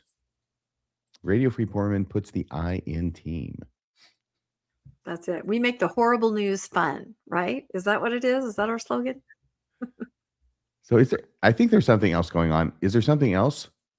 Yeah, I have my Bakersfield. whole I have my whole thing here. So I think maybe we'll probably skip that video just for the sake of time. But Bakersfield, right? Again, the little town that could. There were 5 towns that started 3 years ago that we were following very closely. Cody, you guys can all name them with me. It's a drinking game, right? Heber Valley, Lone Mountain, Fairview, and Bakersfield. All the other cities have, almost all the other cities are in final stages, construction starting, things like that. But Bakersfield, they have really been doing their due diligence. They mobilized immediately. They have an incredibly organized community group. And my title is Bakersfield Pushes Back Hard Against LDS Temples, Height and Bright. Again, that's the slogan. It's always the same. Why will the church not understand this? Here's a picture on the right. Let's see, I think we will skip the video, but you guys can go back and watch it later. Maybe find it, just Google what's going on in Bakersfield. They were able to gather 408 letters from the community talking about the temple. We want the temple in our community. You guys can say this with me. We welcome the temple, but not the height and not the bright. It's going to be 124 feet. It's going to be lit up. And so they are really pushing on the community leaders and petitioning to the church to be good neighbors. We've heard this before. Now, what's interesting in this town, Bakersfield, we reported on this a couple months ago. The city manager wears 2 hats. So the LDS Temple was announced in April of 2023 for Bakersfield, right? It was one of those ones when President Nelson was still up there doing it. Woo, everybody's cheering. Bakersfield city manager was called to be a stake president of a newly created stake Just a few months later, September 2024, the city manager is also a stake president, right? Just kind of let your brain let that soak in right there. And the strange thing was there was no publicity in the church news. Normally they list out all new stake presidents, new stakes. They didn't for this. I have no idea why. And as we learned, Elder James R. Rasband, not the son, but the first cousin once removed of Elder Rasband, at that point was the assistant director of the temple department. And he came down to Bakersfield and set this gentleman apart. So the temple department reached into the city, plucked out someone and said, we're going to make you a stake president to represent the church. And there you go. So I don't know. I just find that extremely interesting on the heels of Todd Stowell. So that's the really weird thing is that the new stake that was created for this city manager to become the new stake president of is the Bakersfield Temple stake. Yeah, well, yes, the West. That would be a step too far. That's right. So anyway, they're really mobilized. They're really, and they have got the most amazing graphics of what the temple will look like in their community. And do you remember Dibble? Remember Dibble? Don't you dabble? The church spokesman Dibble. He's down there. We talked about him before, Merrill Dibble. If you do go Google that video, he just talks about the church has made reasonable concessions. Is that in this video? Of course, but it's 3 minutes long. Merrill So Dribble. No, I want to watch it because I want to see. Is it Merrill Dribble? Hopefully, he'll never need a dribble cup. Merrill it is a Dribble really in a good dribble video. cup. If we have time, it is really good. If We're you want to watch watching it. it. I want to watch your story. it. We'll go I'm back the to your person who story. But should yeah, have the go most one more say in down, and that's my video. Yeah. As to whether we don't watch it because my back is killing me, and I want to watch this thing. Dang it, we might go a little bit over. Yeah, we already have, but that's okay. It's okay. It's all right. This is about the temple in Bakersfield. This is it. There it is. I'm Maddie Fulmer, your Bakersfield neighborhood reporter. And the neighborhood behind me in Southwest Bakersfield has flooded the Bakersfield City Planner's office with over 400 letters with concerns over the proposed LDS temple. Now here's what both the neighborhood and church leaders have to say. Residents in the Brighton Parks 55+ community say that they're not against the temple, but they want Bakersfield officials to enforce zoning rules before granting final approval. A newly released fact sheet from Brighton Parks Ad Hoc Committee flags concerns over the proposed 124-foot temple steeple and the potential for bright lighting spilling into nearby homes. We are delivering 408 signed letters from the community stating two things. Let me just get one of these. Yes, we would love to have the temple to the south of our community. However, the height and the bright is just it's so far out of code. Neighbors say the proposed steeple would soar to more than twice the city's 60-foot height limit for the area, and they're worried the temple's lights could be too bright at night. Church leaders counter that the temple would be set at about 260 feet from the nearby property lines, and they insist its lighting will be carefully engineered to minimize any impact on the neighbors. The committee claims the project does not fit within the surrounding neighborhood. They point to the temple project in Yorba Linda, where the church leaders reduce the building's height to meet city requirements. You know, those are common concerns by neighbors of temples built around the country and around the world, so those aren't new. We are glad that neighbors give us feedback. We appreciate that. We supported the city in performing an extensive environmental study that looked at multiple environmental factors, including lighting and the height of the steeple. And we agree with the city in the report that there will be no negative impacts from those two things. Residents are now asking city leaders to lower the steeple height and limit nighttime lighting. The committee is also asking for restrictions on the glare and light shining into nearby homes. This is just a small section of folks that we have that's saying, 408, please build it, but build it within reason. And there's city codes, please. Both sides say that they hope to find a solution that works for the neighborhood and still allows the temple project to move forward. It's hard to compare temples to each other. We'll work with the city like we always have, and if they have certain requests that we feel are reasonable, of course we're open to finding a solution that works for everyone. A final decision on this matter is still far away. The city has to review the letters and then send it over to the Planning Commission. They have to discuss it, vote on it, and then City Council gets the final say. Reporting for 23 ABC, I'm Maddie Fulmer, your Bakersfield neighborhood reporter. Yeah, and I should say the reason it's taken 2 years even to get to this point is because of those environmental studies that the city requested in the residents. Now, Yorba Linda, also in California, is biting the church in the ass. I'm sorry to say it, but it is. It did reduce the height. It reduced it once the ordinances and the codes and the neighbors, it made a concession there.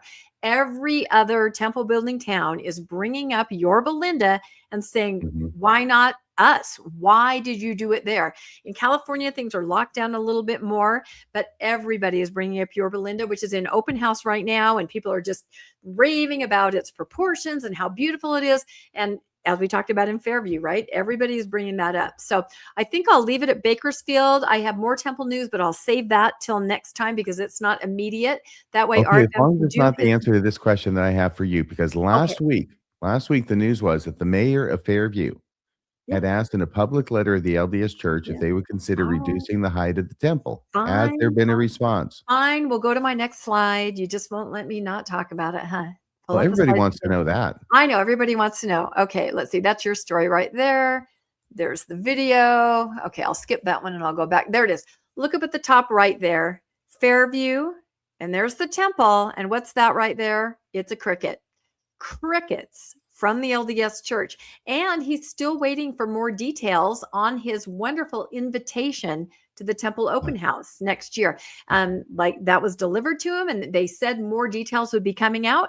He hasn't heard anything more. So I really don't know if this letter is going to impact that, but there has been so much news coverage of Fairview, print media, online, interviews, it's everywhere that he is simply requesting, let's look at this again like everybody else. So, all right, I will say the rest of my temple news for later for the sake of time, but thank you for asking about Fairview. And I think we go back to your very last story. I'm saving that one for later. Are you going to save that too? Okay, yes. Then I think we've done it then, and we'll hit the rest of them on June 1st since we won't be here next week. Very good. This is about a lawsuit. It's boring, and to me, and they can certainly wait a couple weeks. Maybe a couple weeks will make it fresher. Right. Oh, that's right. I'm sorry. I'm in charge. Yeah, I know. Amazing how often I keep forgetting I'm in charge. Usually I'm not in charge and I'm acting like I am in charge. That's the problem. It's true. I think Bill has the next slide with a little bit of an announcement. Oh, okay. Yeah, scroll through my temple stuff. Was that it, Bill? There. Wait. There. All right. So actually, I'm going to take that one down, put this one up. This has a few other things. Make sure here. I go back. Yeah, I'll go back. Is that the new one with Jacob Hansen's picture? Well, it will soon. I'll show you a picture of Jacob Hansen. So, folks, just a reminder, we haven't talked about it much. We did talk about it last week on the newscast, but we went a few months without mentioning it. Don't want anybody to think that something's happened to this. It's the Post-Mormon Celebration Cruise. Celebrate your deconstructing the religion in spite of all that works against you being able to do that. We leave port in Long Beach near Los Angeles, September 13th, runs through September 20th. You can see there what we'll be doing each of the days, where we'll be porting on day 3, 4, and 5, Cabo San Lucas, Mazatlan, Puerto Vallarta. So that'll be a fun trip. We've got the influencers down there at the bottom that are going. I will note just one down thing. Kobe Reddish, some rando, will not be able to attend. So we're looking for other randos. So maybe you want to sign up and be part of the cruise. You can register today. At the very bottom there is the link to go to K Hegseth Travel and post-Mormon-celebration-cruise. You can also just go to mormondiscussionpodcast.org. At the very top, click post-Mormon celebration cruise, and it'll have the link to there as well. But we actually had things really picked up this week, didn't they? We got some feedback. Yeah. And I'll explain how and why that happened. So I'll just note, I did post this image on Facebook. Jacob Hansen decided to just be gloomy with his sad eyes and said that on our cruise, you get spiritually fed. He's talking about his cruise. And he says on theirs, you get a hangover and maybe an STD. And then another one there. Let me see. I actually need to probably straighten this out because it looks like this went over a little too far. So I'll just move that over a tiny bit so we can see the whole thing. Also on Thoughtful Faith, which is Jacob Hansen's group, Exmos like to talk about their journey, but a journey has a meaningful destination. Wandering is not the same as being on a journey. Telling people to go wherever they want, if all paths are equally good or valid, is the definition of wandering. Somewhere deep down, they know this. And somewhere deep down, they know they have a thirst they can't quench. Mm. What the hell? Mine is a thirst for a margarita. I was going to say a good margarita. That's why I'm going on the cruise, Jacob. You finally figured it out. I got a thirst I cannot quench. Doesn't it get old when people still in the church with the most saddest eyes tell the rest of us that this happiness isn't real happiness? I get told so much. Bill's not really happy. I'm not miserable. Trust me. My life is pretty dang good. I'll just note here. So there's those two. And then there's this one, Brad Barber. Anyone showing their bravery by going to this? Anti-Mormon influencers launch the Leaving Mormonism is Bravery celebration cruise. By the way, wait a second. Where's the bravery coming from? Oh, I think the post that I created to advertise the cruise talked about how courageous it is to deconstruct a high demand fundamentalist religion when everything inside the system is working against you. Okay. And that's where I think they're getting that from. So there is that. So that one there. And then the one here on the right, Kathleen Cole Williams, book your room today on our great and spacious ship. Yeah. I can't that graphic. Yeah. I can't think of anything worse than being stuck on a boat with these people. Well, I can think of one thing. I'd say there's a reason they went from 3 hours to 2 at church. So just FYI. No, I lost it on that one. I usually don't post back, but I'm like, how dare you with these people? And like I said before, these are your friends, your family, your brothers, your sisters. But do you know what? Do you know how many people have now showed renewed interest in this? I personally have gotten 5 more people to like request, people have been messaging me. So it's the Streisand effect. Absolutely. And I just don't know if faithful people realize how many events like this the faithful side put on. If you want to know, go and do travel. That shows a lot of them. They do cruises. They go get on a bus with Brad Wilcox. There is money everywhere flowing. They go a temple a day throughout Europe. There are all kinds of these things that the faithful do.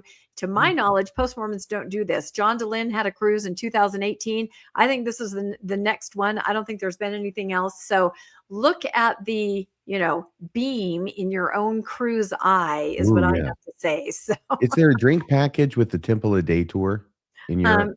Yes, it's postum. I just wanted to know about that. I'll just say it's less expensive if you do it right. I'll just say, if I have to choose between an STD and being an active Mormon again, I'll take the STD. Just FYI. Go ahead. STD and LDS have 2 of the same 3 letters in common. Yeah. I just want to note, by the way, this has been the Streisand effect. So what this did was this created, as you pointed out, Rebecca, a renewed interest.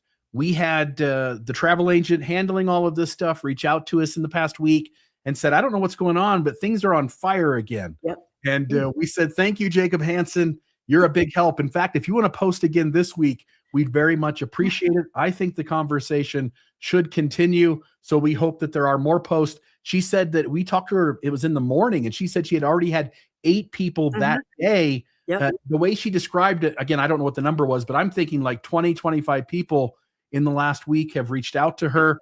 I don't think it's just because us putting this ad up. No. I think because of the Mormons going, those guys can't really be happy and go on a fun cruise. It can't be really fun. So no, that could never happen. Hopefully maybe Jacob Hansen will actually come on the cruise himself. It would be a big help to our daily Walking the Plank festivities. He might get on the cruise. I'm not sure if he'll get off the cruise. Well, he might, but it won't be in the right time. Splash. By way of the keel. People did say it was a joke. When people started, writing back and going, hey, he said it was a joke. But then he also posted some serious things after he said it was a joke, especially about you, Bill. So I don't think it's lies about his lies. That's why it's hard to keep track of him. I don't think it was a joke. And again, just like Jeff Strong's data, here are those stereotypes, and they hurt. Maybe they don't hurt us, they roll off us, but our friends and family read those things, and then that's reinforced for them. So it's not good to joke about that kind of thing. It's really hurtful. If my dad were still alive, I wish he could have read something like that, because then he would have thought my kid turned out all right after all. Well, there it is. Oh gosh. What's on the radar? First for you, Rebecca, because you're next up Oh. on Tuesday night with Mormon-ish. It's true. I am up on Tuesday night, always at 6 p.m. We have the amazing masterpiece Ron Jorgensen again, and he just is tracking LDS membership growth. This is end of first quarter 2026. If the math isn't mathing, I'm going to use that phrase again. This episode is going to blow your mind. Again, you hear about tremendous growth all the time. This will give you some talking points, because he is showing ward closings and just manipulating the numbers, and he has got the receipts. It's going to be an amazing, amazing episode with Masterpiece in his new studio. We do a little bit of a tour at the beginning. So that is Tuesday night, tomorrow night, 6 p.m. Mountain Time. And I have a bonus episode that's going to come out, I think, on Thursday. And who is this with? This is with Bill Reel. I know. Isn't this shocking? Yeah, you put together this. I didn't know anything about it. What's going on? What's this Because about? it happened in like 2 minutes. You know how Bill has been putting out those amazing episodes, little shorts every Thursday. And he's also been, has written books, with the help of AI that are on Amazon that cover the little truth claims. I finally got my copy of the first one, and I was reading through it, and I'm like, this is fantastic. I want to know more about the process. I want to know more about what these are, and I want to let people know what they're about. And of course, I'm a librarian, so I did a little book talk. Just talked to Bill. It's not a super long episode, but we talked about the whole process and what these books are, and I think you guys are going to love this. It's going to be on Thursday. Did you have fun, Bill? I thought it was a fantastic episode, just short, just talking about your book.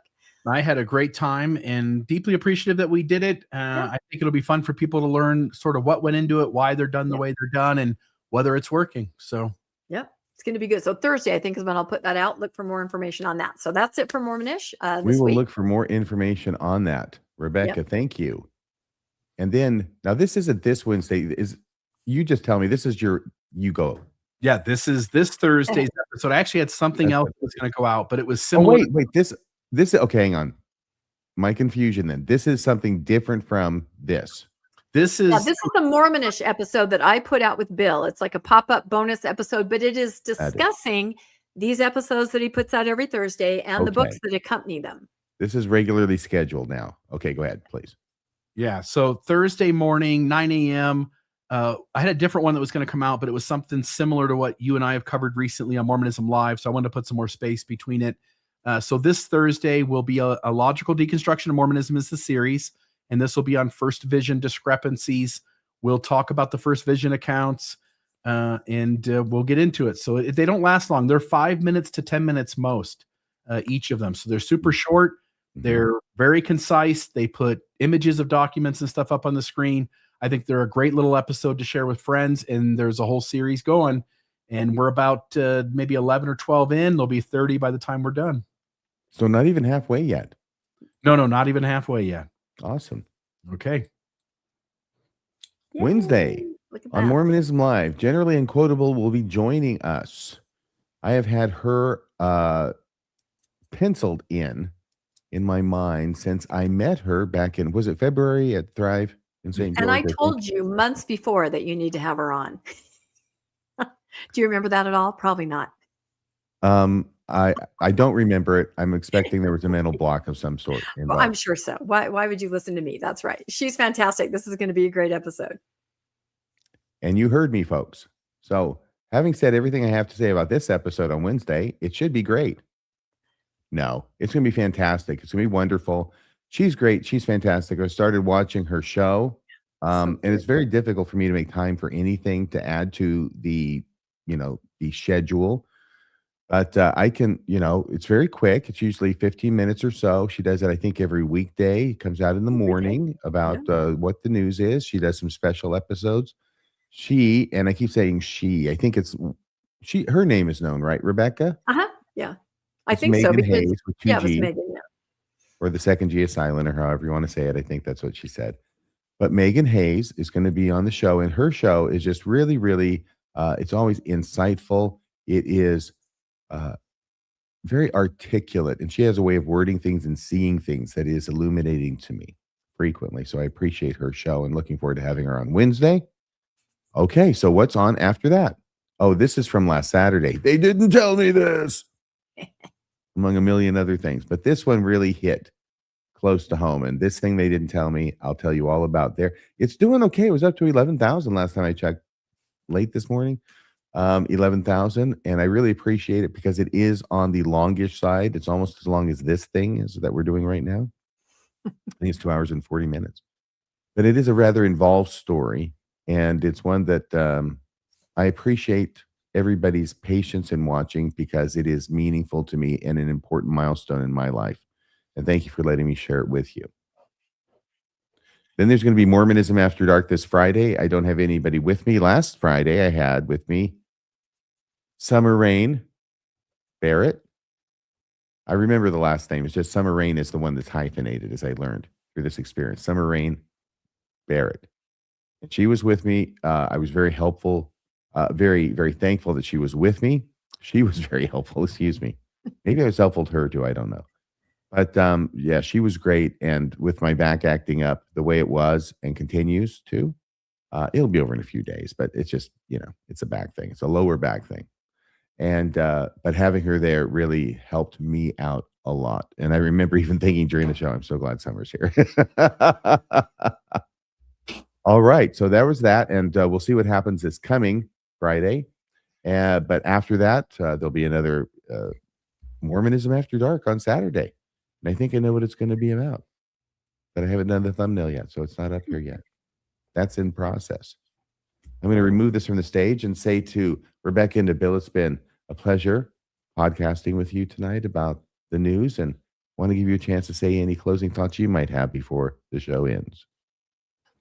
Just this is a ton of fun. I love showing up every week and having conversations with both of you and informing the audience of all the things that are happening in Mormonism all around the world, and Utah included. Great. Anything from you, Rebecca? Yeah, I would tell everybody to look out next week. It's going to be the biggest news week ever, because whenever we take a break, doesn't this happen? Whenever we're not going to be here, like we're not going to be here on Memorial Day, we're not coming back till June 1st, something's going to happen. I'm saying it now. Every single time there's something huge and we're like, damn it, we should be reporting. But you know what? You can go over to Generally Unquotable because she'll do it. She's amazing. That's true. So it'll be the biggest news of the century. In 2 weeks, I expect Rebecca to be reporting on President Oaks coming out of the closet. That might be it. I don't know. We'll see if that happens, okay? Yeah, I'll report back from Disneyland. And thank you for reminding me, because I had already forgotten that we're not going to be doing this newscast next Monday. It will be 2 weeks from Monday. So we'll see you then on the newscast next time. Thanks, everybody, for watching us. Until next time, good night. That's a wrap for this week's edition of the Mormon Newscast. We appreciate you tuning in and sharing this time with us. Keep the conversation going and stay informed on all things Mormonism. Until next week, wishing you peace and joy.